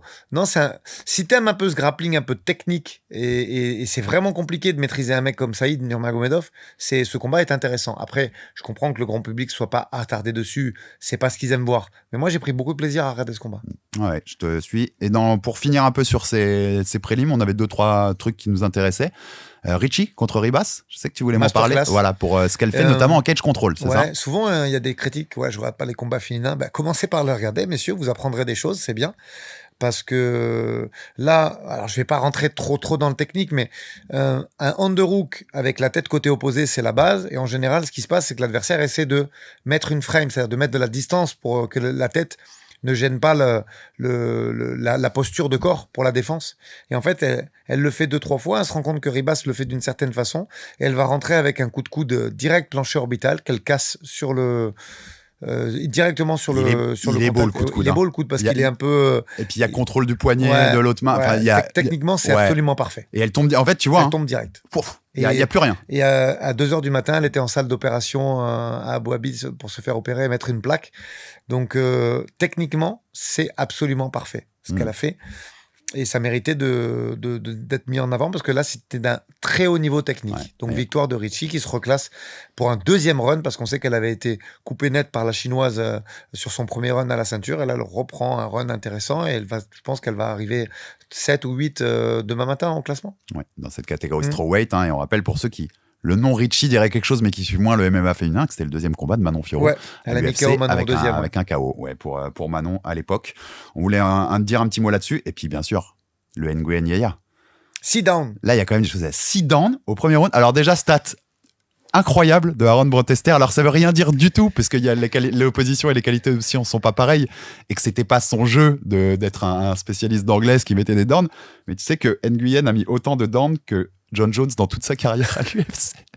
Là, Voilà, ça c'est ma petite stat du jour. Rien, c'est pas contre Jones, vous pensez pas que je m'acharne, mais c'était marrant. Quand je l'ai vu passer, j'ai trouvé ça marrant. Non, mais il y a deux choses à dire. Un, arrêtez de tirer sur l'arbitre. Là, c'est vraiment Nguyen qui jouait le jeu. C'est-à-dire que si Nguyen suit au sol au premier, au deuxième ou au troisième down, le combat s'arrête. Il y en a deux où il essaye un peu de suivre. À partir du sauf qu'en quatrième, fait, Yaya se relève bien. Ouais. À chaque fois. Mais sur les premiers downs, il fait tomber et puis il attend que ça se relève parce qu'il a envie d'en découdre debout. Et puis à partir du moment où le mec se relève, bon bah l'arbitre t'arrête pas. Enfin, tu vois, puisqu'il se relève très vite et qu'il a montré qu'il avait des moyens de défense.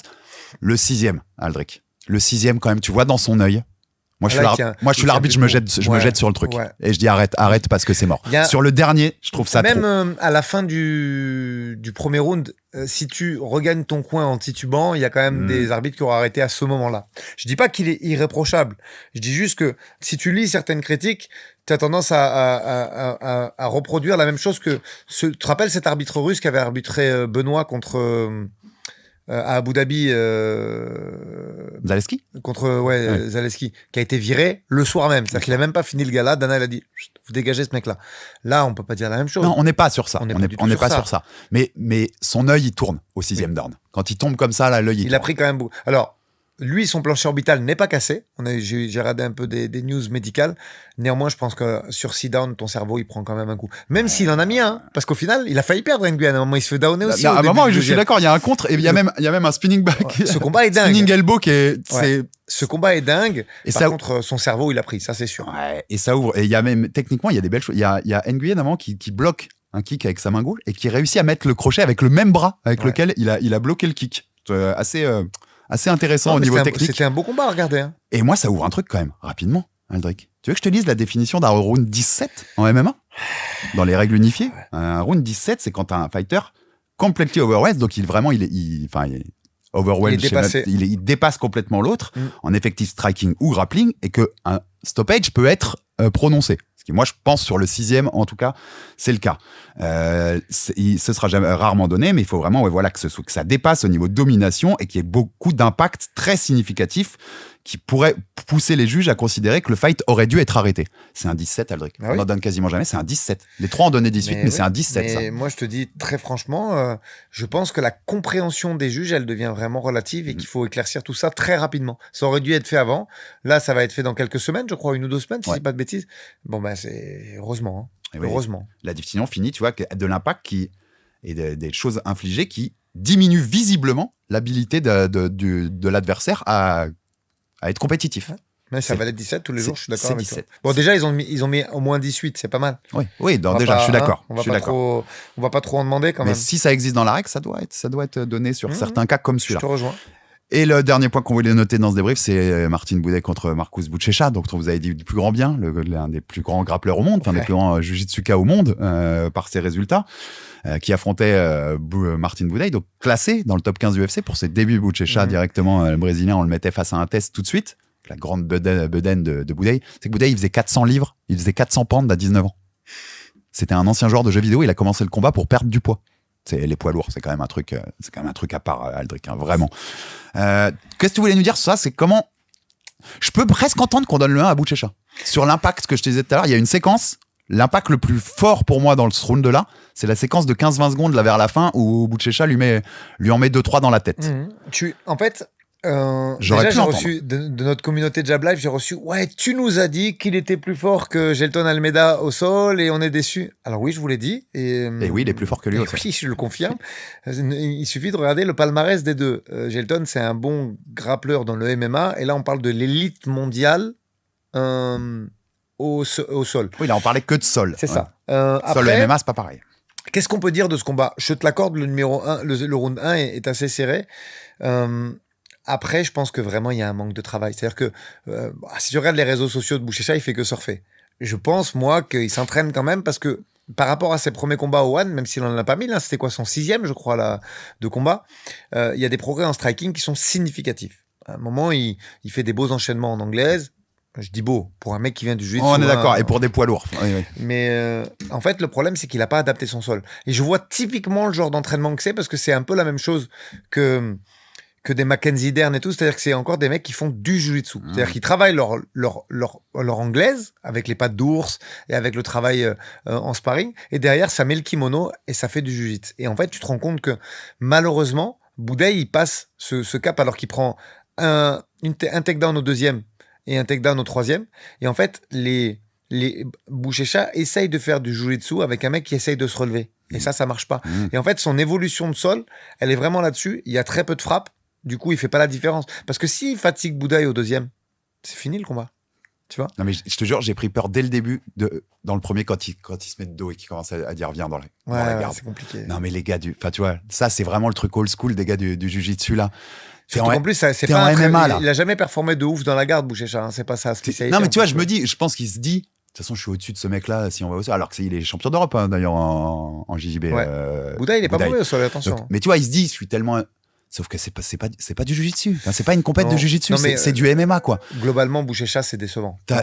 Ouais, c'est décevant. On va dire les choses. Ça m'horrifie pour les lourds. Hein. Après Teixeira et tout, mais ça m'horrifie pour les lourds, quoi. On n'a pas de solution dans cette caté, à part écouter notre émission et aller chercher les mecs, peut-être, en espérant. T'as quand même des prospects qui arrivent, mais Buchecha n'en fait pas partie. Alors attention, je pense qu'il y a des meilleurs match-ups pour lui dans cette catégorie. Tu vois ce que je veux dire ? Même mieux, hein. Je pense que faut surtout pas qu'il aille affronter des Spivak et des machins. Ça, c'est déjà trop haut pour lui. Mais dans le top 15, il va mettre des roustes quand même, avec son sol et sa boxe, qui est pas mauvaise. Mais sur ce combat-là, c'était pas fou. Hein. Et Boudaï ça méritait un premier combat prélim. Hein. Oui, complet. Et Boudaï fait des trucs bien. Il y a son crochet de la main de lead, tu vois, il défend bien la lutte, qui permet que Buchecha garde les mains hautes, puis écarte la garde, et puis surtout, et pas de quoi rentrer, tu vois, de quoi plonger dans les jambes. Même il défend bien la lutte, Boudaï, globalement. Il y a des coups, tu vois, il y a des kicks de Buchecha qu'il arrive.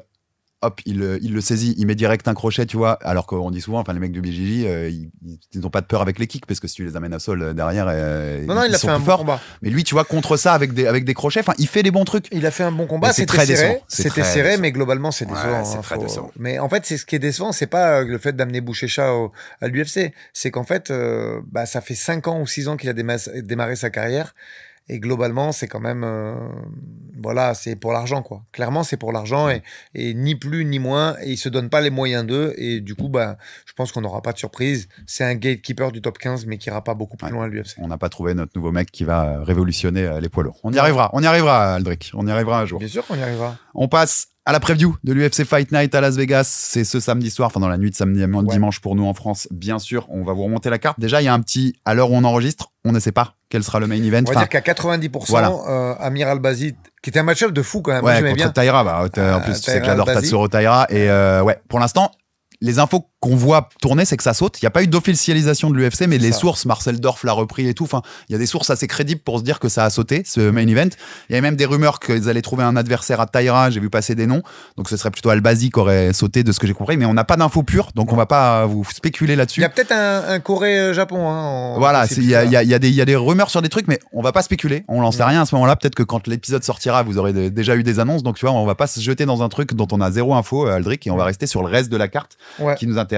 Et on va commencer par ce qui, en classement pur, une fois que tu as enlevé Albazi, Taira, si on parlait que de classement pur, devrait être le main event. Vraiment. Je suis d'accord avec toi. Puisque c'est les plus hauts classés derrière dans la carte. Carol Rosa, la brésilienne, top 10 des bantamweight, des moins de 61 féminines, qui affronte notre Nora Cornell, la française. Je te donne les petites cotes, rapidement. Les cotes Winamax qu'on a sur ce combat. Carol Rosa, 1,47. Nora Cornell, 2,30. Très favorite alors. Très favorite Carol Rosa. Ouais. Je serais pas si dans la même analyse forcément. Mais vas-y, on développe un peu. Déjà, c'est un combat hyper important. Et je pense qu'il faut de la hype sur ce combat et qu'on envoie plein de force à Nora et de mettre de la hype là-dessus. Nora Cornell, elle peut rentrer dans le top 10 de l'UFC. Alors, c'est une caté où il y a moins de gens. On l'avait parlé quand on a fait les rosters au niveau de notre épisode poids lourd. Mais rentrer dans le top 10 à l'UFC, c'est pas donné à tout le monde. C'est une rareté pour la France. Enfin, tu vois, il y en a peu qui l'ont fait. Donc, c'est un combat hyper important pour le MMA français, Aldric. Je suis d'accord avec toi. Ouais. Je suis d'accord avec toi. Moi, j'aime bien, en plus, Carol Rosa, parce que ça reste une fille très jeune dans la caté. Elle vient de fêter ses 30 ans.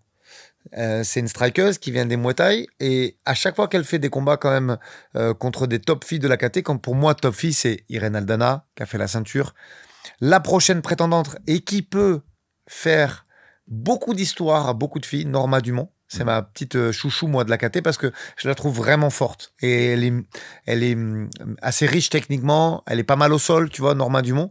Et on a vu que c'était très serré contre Norma. Très, très, très serré même. Et son dernier revers, c'est Aline Pérez. Bon, Pérez, elle est plutôt connue pour les traits sportifs, mais elle reste quand même très dangereuse parce qu'elle a des bonnes liaisons. Ça, c'est pour parler d'Irene Aldana. Donc, d'Irene Aldana, de Carole Rosa. 30 ans, elle n'est pas énorme. Presque, elle a un gabarit un peu de flyweight quand même. Et c'est là que je me dis, elle est très forte. En plus, elle progresse à chaque sortie. Néanmoins, il y a deux choses qui font que, premièrement, en général, elle s'impose plutôt sur son striking. Même si elle n'hésite pas à sortir et aller faire des combats de grappling. On l'a vu perdre contre Canuto il n'y a pas très longtemps, qui est une fille assez solide en grappling. Oui, j'aime beaucoup depuis longtemps, tu le sais, je t'en avais parlé. Ouais. Et on sait qu'elle y va, mais globalement, elle fait plutôt la diff sur le striking. Donc on sait que Nora en face, c'est très fort en striking. Deuxième chose, Nora, c'est quand même une vraie 61. Oui. Elle fait 1m65, je pense qu'elle fait le poids très facilement. Et ça, il faut la garder en mémoire, cette phrase. Je pense qu'elle fait le poids très facilement. Ça veut dire que c'est pas le genre de fille qui va se jeter en l'air si en face ça dépasse le poids. Et j'espère vraiment de tout cœur qu'avec Nora, ça va bien se passer, parce que si jamais elle fait 2 kilos de plus, elle n'acceptera pas de catchweight, comme l'ont pu le faire Meline ou d'autres filles comme ça, parce que justement, elle le rate jamais, elle, le poids, tu vois, parce que je pense qu'elle le fait relativement facilement. Donc, attention à ces infos. Moi, ce que j'aime, c'est déjà le match-up. Il nous promet une guerre. Ouais. Il nous promet une vraie guerre. Ça peut être un... C'est que ça peut être un bonus. Hein. Ah, ça peut être un fight of the night, bien oui, sûr. Ça peut être un bonus largement pour Nora avec un fight of the night, voire une performance of the night si c'est elle qui est du bon côté d'un gros KO ou d'un truc. Et le match-up, je trouve qu'il est bon. Tu vois, par rapport à ça, en striking, une 61 qui est moins une vraie 61 que les Nora, la puissance qu'a Nora, qu'elle a déjà montré, et la faculté à mettre des coups durs. Ouais. Moi, j'aime bien Nora dans ce match-up-là. J'aime beaucoup Nora dans ce match-up-là. Donc, moi, je trouve les cotes très, très, très dures pour nous. Parce que je le vois beaucoup plus serré, moi, ce match-up. Si Nora, elle est à 100%, et si elle arrive à rentrer dans le jeu, parce que là, il n'y a même pas besoin de faire déjouer. Il faut rentrer dans le jeu. C'est-à-dire que ça boxe de loin, ça va souvent au clinch de Muay Thai. Nora, elle sait faire très bien ça aussi. Donc, il y a vraiment un monde où elle la surclasse à son propre jeu. Et c'est... Tu vois, je vais te faire une comparaison qui n'est pas exacte, puisque je sais que Maya avait fait des title shots, Maya, à l'époque. Ouais. Mais je trouve que pour Nora, dans sa progression, c'est un peu la Jennifer Maya qu'avait Manon à l'époque. C'est-à-dire que c'est un truc, si tu le passes, on commence à discuter pour des choses très sérieuses, tu vois. C'est ça. Après, il y a encore pas mal de filles, tu vois. Tu citais une Aline Pérez, un truc, tu vois. Pérez, Norma Dumont, c'est fort, hein. Top 7, 6, 5, ça peut commencer à se discuter pour Nora si elle passe ça. Si tu veux rêver au meilleur match-up après pour Nora, moi, je te le dis tout de suite, Irene Aldana. Ouais, Irene Aldana, c'est vraiment un match-up parfait aussi pour la suite. Ouais. Après, je sais qu'elle aimerait bien Aline Pérez pour après, calmer la... Pérez, elle paye pas de mine, mais elle a vraiment des timings. C'est pas le moment de parler de ce combat, hein, non. Mais moi, elle me fait un peu peur, Pérez, parce qu'elle a vraiment du super timing. Après, Johnny, et je veux bien le croire, nous a dit que Nora, elle a mis beaucoup l'accent sur sa lutte, qu'elle l'a travaillé beaucoup et qu'elle avait énormément progressé là-dessus. Moi, je demande qu'à voir ça. Et j'ouvre un dernier truc sur Nora par rapport à ça, c'est combat hyper important. Enfin, on n'en a pas eu tant que ça, des combats pour rentrer dans le top 10 à l'UFC avec des Français. Je te le pose aussi à toi parce que tu connais ça. Tu as eu ça avec Manon. Nora, elle est très spectaculaire, tu vois. Elle est capable de finir ses combats, elle l'a déjà prouvé. C'est agréable de regarder des combats de Nora. Il n'y a pas une hype démente. Est-ce que tu vois, ça joue encore ça, tu vois, enfin le MMA féminin, et ben t'as une petite hype en moins parce que le public suit moins je te le disais à propos de Tabata Ricci. Regarde, au Brésil, ça a été partagé de fou son KO. Parce que on a encore une mentalité qui est la nôtre en France, et c'est comme ça. Alors qu'elle mériterait beaucoup plus de lumière là-dessus. Mais pour le moment, c'est un peu imperméable encore ce MMA féminin, il séduit pas tout le monde. Et des phrases... comment je pourrais dire ça gentiment, des phrases un peu moyenâgeuses. En fait, aujourd'hui, et autant des fois je dis du bien de ce petit parce que je l'aime beaucoup, Isma, Pugilat, tu lui fais des passes D régulières et moi je l'aime beaucoup. Je dis pas que c'est un ami, mais c'est vraiment quelqu'un que j'aime bien. En plus, il va se tester puisqu'il combat en amateur, donc il mérite la petite pub que je lui fais sur mon podcast. Mais c'est une mauvaise pub parce que je vais lui dire, il y a une phrase qui dans la jeunesse passe très bien et qui dit sur ses podcasts, c'est un combat féminin, je vais me coucher ou je vais manger. Mm. C'est inadmissible, en fait. Ouais. Mais voilà, il va dire que je suis un vieux machin de dire ça et j'en rigolerai volontiers avec lui, mais c'est inadmissible de parler comme ça parce que c'est des athlètes et surtout, très souvent, techniquement, elles mettent la dragée haute aux garçons. Je reviens un petit peu sur Richie qui a fait ce truc technique absolument fabuleux et qui devrait être montré dans toutes les écoles de MMA, tu vois. En fait, t'as une nuance très importante dans ce que tu viens de dire. On n'oblige personne à aimer à aimer un combattant ou à aimer telle division ou un machin. Juste mettre le respect. C'est ça. Mettre le respect sur ce qu'est fait, techniquement, sur ce qu'est fait, rien que de rentrer dans la cage. En plus, lui, pour le coup, il le sait très bien. Donc, c'est juste ça. C'est cette notion de respect sur ça. Je suis le premier à dire qu'il y a des combats absolument ennuyeux. C'est pas le problème. Mais comme chez les garçons, il y a des combats absolument ennuyeux. Ouais, tu vois, donc, tout ça est très relatif. Néanmoins, il y a peu de hype en France. Parce que je te dis encore une fois, au Brésil, ils font pas de différence sur ça. Alors que c'est un pays qui a inventé un peu ce sport. En tout cas, c'est là où ce sport est né. Ils font aucune différence sur la performance des filles et des garçons. Ouais, et c'est plus, il y a un moment où tu vois, si t'aimes pas des combats techniques féminins, mais que t'aimes bien une bagarre de bar des light heavyweight ou des heavyweight, c'est peut-être pas le MMA que t'aimes bien. C'est peut-être plus la bagarre de bar, en fait. C'est des choses à... Voilà, il y a le slap aussi qui est gratuit sur YouTube. Le slap de l'UFC, c'est gratuit. Sur YouTube, vous vous régalez. Là, il y a des KO. Mais le problème, c'est que leur star, c'est Paige Van Zandt, donc ils vont pas aimer non plus, puisque c'est du slap féminin. C'est pas faux. Après, comme c'est du slap, peut-être que ça passera mieux. Juste. En tout cas, plein de force à Nora, et on sait que c'est vraiment un beau combat. Voilà, c'est un beau combat, et on sait qu'elle peut le faire. Enfin, tu vois, vraiment, elle a les armes techniques et elle a le striking pour le faire, et pour décoller la tête de Carol Rosa et repartir. Moi, je vois un monde où elle finit. Et repartir avec un top 10 et un bonus. Après, attention, la tête de Rosa, je l'ai vu, ce combat, moi, de... Ah non, il est pas facile. Norma Dumont, Carol Rosa, je sais pas pourquoi j'y étais. Je me demandais pas pourquoi. Lourd, et elle a la tête vraiment dure. Donc, très intéressant. Très intéressant. C'est là où il est bien, parce que, en effet, c'est pas une simple étape à passer. C'est une vraie étape que si tu passes, tu montres que t'es dans la discussion des trucs plus hauts et tu l'as mérité. Parce que, tu vois, l'écart est un peu gros, je trouve. Je comprends que Carol Rosa soit la favorite quand même légèrement. Mais pourquoi tu dis que l'écart il est gros? C'est pas... L'écart de coach, je l'aurais peut-être mis plus... non, l'écart de coach, je pensais que tu disais l'écart de classement. Ah non, l'écart de coach, je l'aurais mis plus bas. Ouais, oui. J'aurais mis moins large. Je comprends que Carol Rosa soit légèrement devant. Je vais te parler en pourcentage.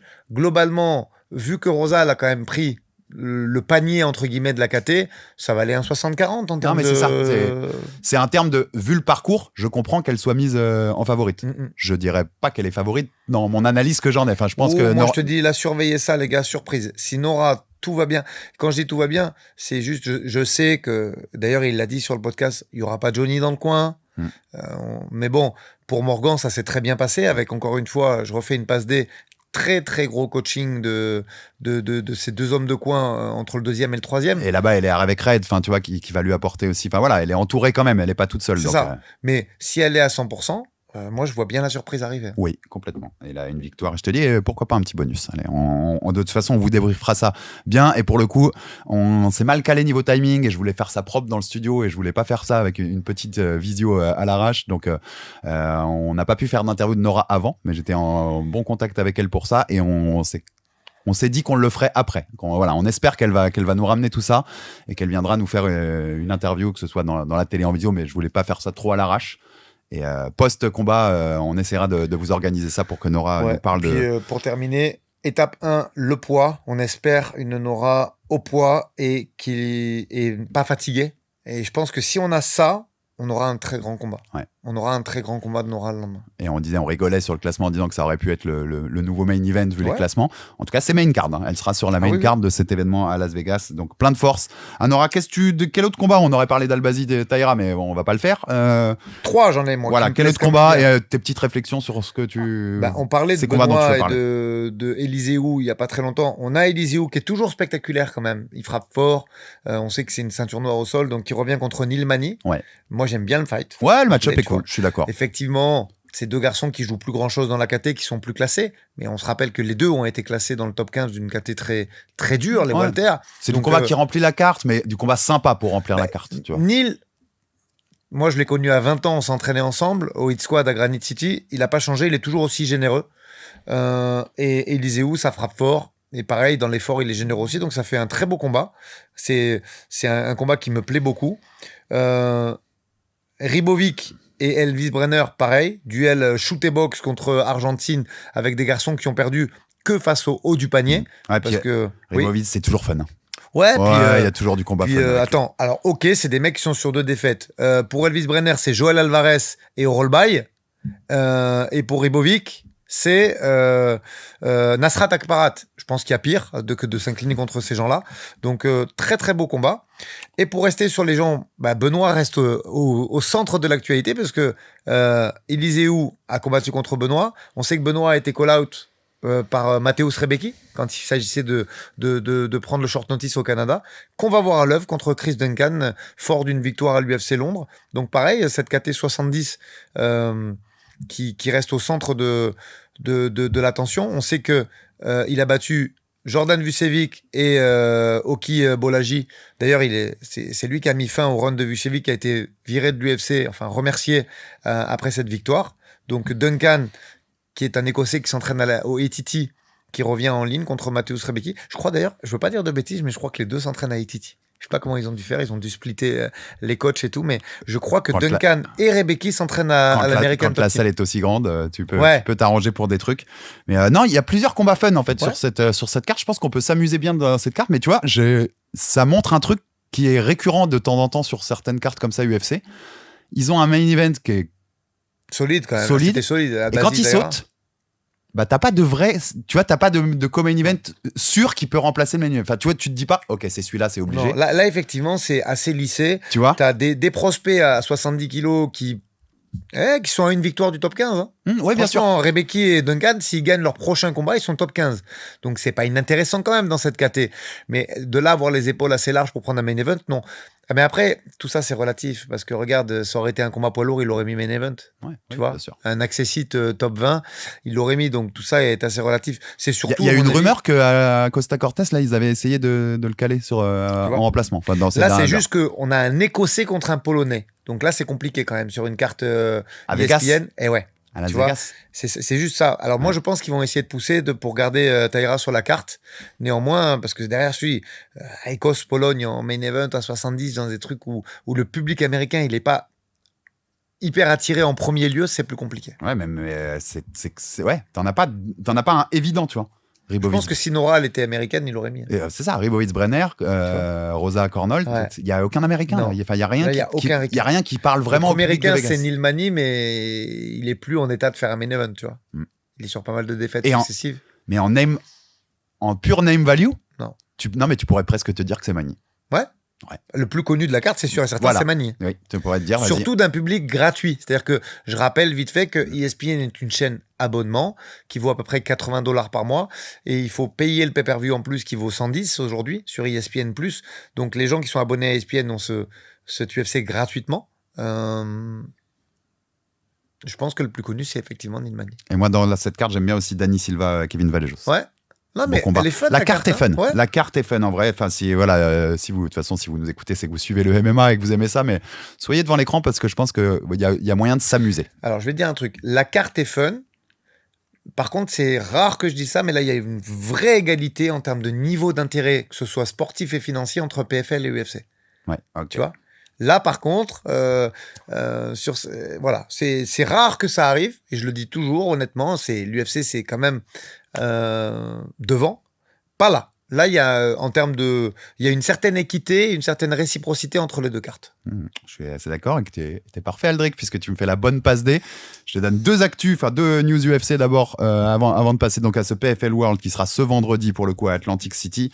Liron Murphy, donc on l'a enfin, le co-main event de l'UFC 319. Il est ouf. UFC 319, le 16 août, on rappelle, donc avec DDP Chimaev en main event à Chicago. Liron Murphy contre Aaron Pico. Donc on l'a enfin, le premier adversaire de Pico. Ce sera pas Evloev comme c'était prévu, mais il est cool. Manchester Top Team. Ils sont en train.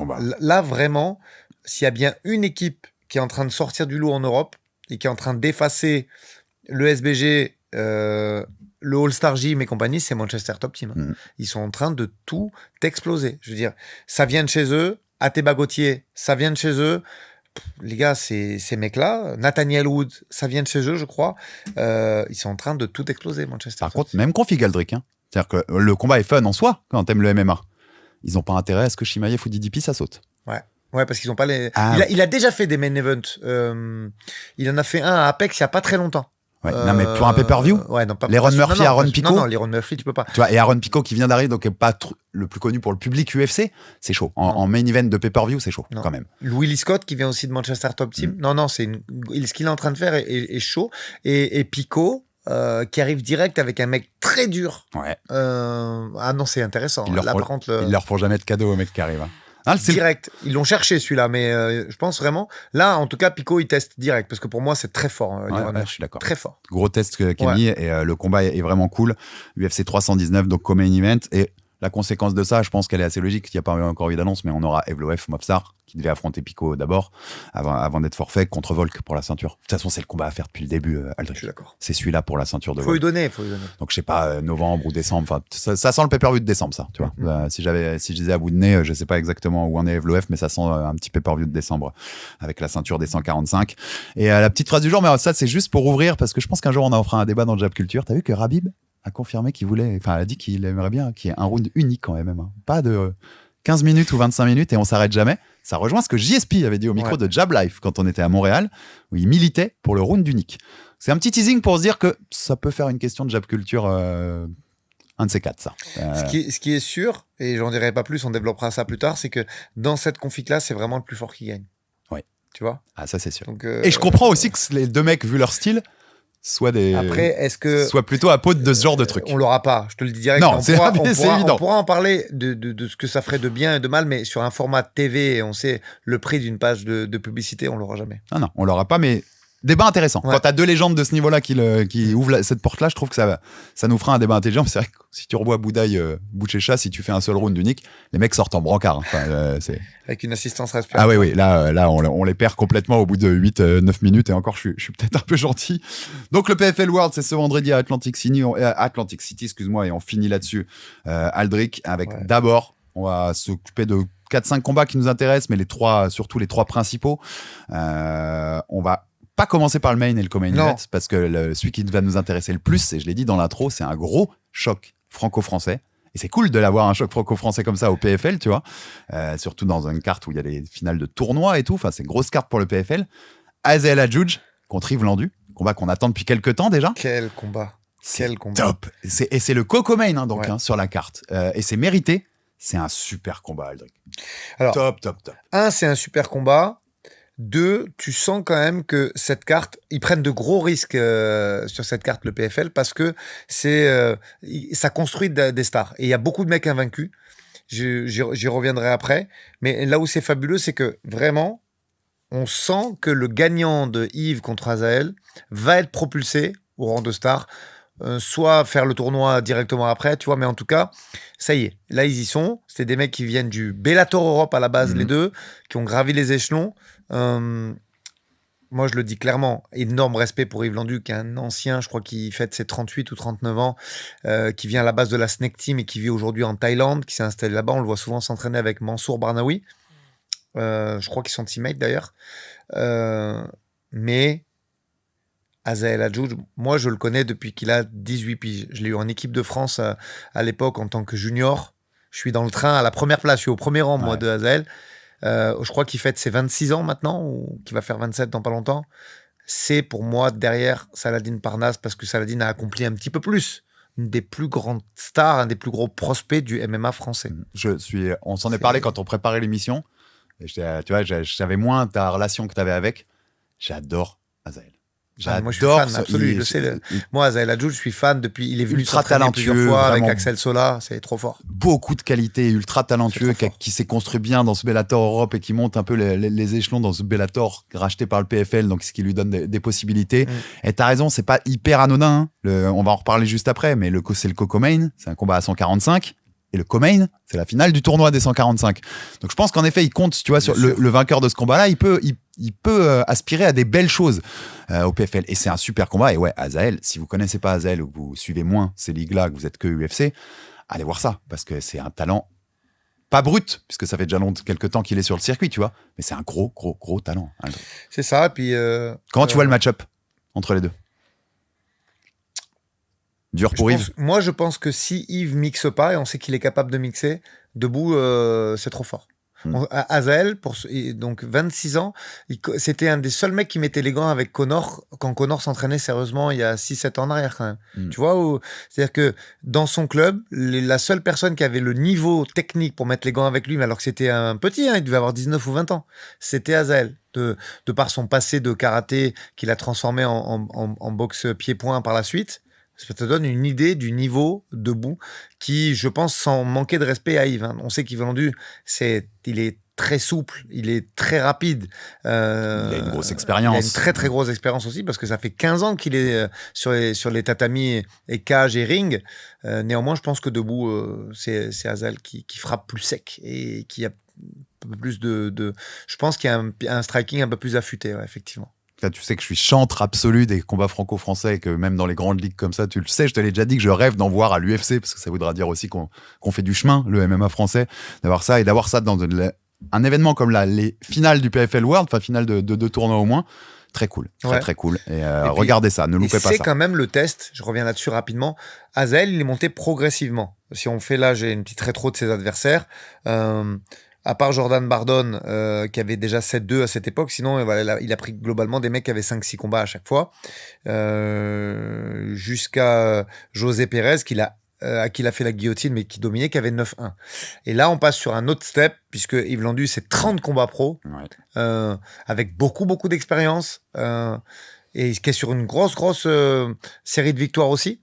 Donc, très, très intéressant, mais c'est un peu le test final pour faire une star mondiale d'Azael Adjouj, je suis d'accord. Et ça se passe. Et moi, égoïstement, il y a plein de gens qui ont dit « Ah ouais, ça aurait pas pu se passer à Nantes. » Non, vous me le laissez à Atlantic City, comme ça je peux le regarder tranquillement parce qu'à Nantes, je serai occupé. Exactement. Et puis, d'ailleurs, je te rappelle bien, parce que je l'ai dit mais rapidement, c'est dans la nuit de vendredi à samedi, donc c'est pas en confrontation avec l'UFC. On pourrait aller voir Azael contre Yves dans la nuit de vendredi et samedi, puis Nora Cornol le lendemain à Las Vegas pour l'UFC. Et tellement fier que ça soit co-main d'une grosse carte. Oui, PFL. C'est pour ça que t'as raison. C'est magnifique. T'as raison que pour nous, égoïstement, oui, c'est cool si t'as ça à Nantes. Mais ça, c'est bien pour le MMA français. Ah oui. C'est très bien. Et je te dis, le gagnant va être propulsé. Il joue beaucoup, là. Nos deux Frenchies jouent beaucoup parce que c'est un peu un des derniers runs de Yves pour être la star qui mérite d'être, parce qu'il s'agit aussi de ça quand même. Tu vois, et je dis pas ça pour le PFL ne m'a pas payé pour vendre le combat, hein, mais voilà. Yves, on sait qu'il a été dans beaucoup d'orgas. Et là, c'est son run pour devenir une star et pouvoir faire le tournoi mondial l'année prochaine. Et Azael, lui, c'est dans son step-up de carrière. C'est maintenant qu'il va performer sur la ligue et sur le continent américain et sur la deuxième ligue mondiale. Donc, c'est un combat très, très intéressant. Le co-main, dans la même catégorie, je le disais, les 145, les moins de 66, Movlid Raibulayev, invaincu. Contre Jesus Pinedo. Très, très belle finale. Ouais, très belle finale. Finale du tournoi, donc. Ouais. Petit avantage à Movlid, mais Ressus, il revient bien. Il a fait un très beau tournoi. Que dire, à part que c'est hyper intéressant. Il avait gagné, si je dis pas de conneries, il avait gagné l'année dernière. Jesus, en battant Braga, justement, qui rebat là en demi-finale, après avoir aussi sorti Adam Boric par KO. Très, très intéressant. Très intéressant. Petit avantage à Movlid. Ouais, Movlid, c'est une machine quand même. Ouais, Movlid. 23-0, t'imagines, 23-0. Quand même, tu vois. Et puisque tu parles d'invaincu, le main event, ce sera la finale du tournoi, cette fois en 170, donc du côté des poids welter, avec Tadjan, invaincu aussi, l'américain. Tadjin, peut-être, je l'ai peut-être mal prononcé, j'ai dit Jean à la française, contre Logan Storley, qu'on connaît aussi, duel d'américains, intéressant aussi, beau match-up. Storley, 2 dernières défaites, Moussaev et Amosov. Ça va, voilà, ça devrait aller. Et Tadjan invaincu. Il s'est fait peur quand même, attention. 10-0. C'est pour ça que je te dis que là, le PFL joue gros parce qu'ils ont monté. Oui, j'ai l'impression qu'ils veulent faire monter les mecs quand même avec ça. Oui. Là, je te dis, moi, si c'est le tournoi. Moi, si je suis le matchmaker du PFL, je me dis, ok, je vais revenir après, mais t'as le double vainqueur du PFL Europe, une des plus grandes stars montantes européennes en la personne d'Azael. T'as un pur produit Bellator, je reviendrai pas. T'as Movlid qui est invaincu et t'as Tadjan qui est invaincu. T'imagines ce qu'ils jouent au niveau de la construction de stars. Et on sait qu'ils en ont plus beaucoup, des stars. Donc, soirée très, très intéressante pour le PFL. Tadjan, il fait une split contre Jason Jackson. Et le combat, si tu le regardes 3 fois, c'est encore plus compliqué à juger. Derrière ça, il prend Storley, qui est vraiment fort. Très gros test. Et tu parlais de 2 autres invaincus, donc on va finir sur ça pour mettre un petit... Juste que vous sachiez un peu les autres nom à surveiller sur cette carte, c'est Jordan Newman, un vaincu américain également contre Islam Abdul Bassett. Islam Abdul Bassett qui avait battu Laïd Zerouni à l'UE Warrior. Jordan Newman, on en parle vite fait. 30 ans, qui s'entraîne chez la star Rufus, une grande légende du pied-point qui avait battu Cyril Diabaté il y a fort longtemps, qui était un lutteur NCA. Ouais, lutteur universitaire à la base. Lutteur universitaire et qui est sur un 7-0. 7-0 entièrement fait au Bellator. Donc, très intéressant. Il bat Imam Shafi Aliyev à son dernier combat, avec la manière en plus. Donc, très intéressant. Moi, je veux voir ce combat. C'est à 84 kilos. Très, très, très, très beau. Et Jacob... c'est ça, le dernier nom, le polonais, Jacob Kasuba, 14-0 lui, contre le Sergio Cosio, mexicain. Ouais, Kasuba qui prend son temps. On a su, moi, j'avais parlé avec son management, qui m'avait dit non, il veut pas faire le tournoi monde, après avoir gagné 2 fois le PFL Europe, avoir pris donc 2 fois les 100 000 €. Il n'a pas voulu faire le monde parce qu'il voulait prendre son temps. Et là, pareil, je pense que, tu vois, ils le font monter sur la scène américaine, contre un solide Sergio Cosio qui a 27-10. Et je pense que s'il gagne, pareil, il fera le tournoi l'année prochaine. Tu vois, ça résume un peu tout ce qu'on dit sur ce PFL et ça rejoint un peu nos émissions Matchmaker qui a des mecs, qui a des prospects, qui a des invaincus et qui essayent de faire monter tout ça pour te créer faut que ça passe. Quelques stars, faire des match-ups intéressants dans les années à venir. Exactement. Mais là, ils nous ont écoutés parce qu'on a 2. Il y aura un prospect européen, Azael contre Yves, qui va passer. Et si Kasuba passe, c'est pareil, tu vois. Donc là, ils nous ont un petit peu écoutés. Il y a l'Europe qui monte à Atlantic City. Tu crées des match-ups intéressants avec ces talents qu'il fallait aller chercher et que l'UFC, pour l'instant, ne voit pas ou ne ramène pas chez lui. Là, je vais te dire même mieux. À l'époque, le Bellator, ils avaient fait un système, d'ailleurs Aaron Pico a bénéficié de ça, où ils sont allés chercher des gros lutteurs américains et ils leur ont donné des bourses pour qu'ils apprennent à faire de la boxe, et Jordan Newman il sort de ça aussi, tu vois, donc c'est intéressant de voir est-ce que ça a marché, parce qu'aujourd'hui ça se fait plus du tout, donc très intéressé de voir ça. Et c'était l'autre gros événement MMA du week-end avec l'UFC, et on vous débriefera bien sûr tout ça lundi prochain dans Aldric et Herbie. On se retrouve également cette semaine avec un Jab Culture. On n'a pas encore décidé du thème, mais on a des idées. On a parlé de Khabib, ça peut être ça peut être d'autres choses. Il y a autre chose qui arrive sur Jab Life, mais je vous le garde un peu secret pour cette semaine. Mais il y a du lourd qui est en préparation dans les tuyaux. Je sais. On est en train de concocter des choses, Aldric, et tu le sais. Et on va se retrouver très vite, de toute façon, comme chaque semaine dans Aldric et Herbie, parce qu'il y a encore un gros mois d'août aussi derrière. On l'a dit, UFC 319, il y a l'Hexagone. UFC Paris quand même aussi. UFC Paris qui arrive au début septembre. L'Hexagone, c'est le 10 août avec le retour au Théâtre Antique d'Orange. On a reçu Samba Sima, mais il y a d'autres noms qu'on évoquera la semaine prochaine dans la preview. Donc il y a beaucoup de choses à dire dans Aldric et Herbie pour les semaines à venir. On sera pas en vacances, Aldric. Hein. Profitez-vous à la plage, écoutez-nous depuis là-bas, et nous, on bosse pour faire avancer ce MMA et faire avancer le bousin, Aldric. Bon allez, à très vite pour un nouveau Aldric et Herbie et un Jab Culture. Salut à tous sur Jab Life.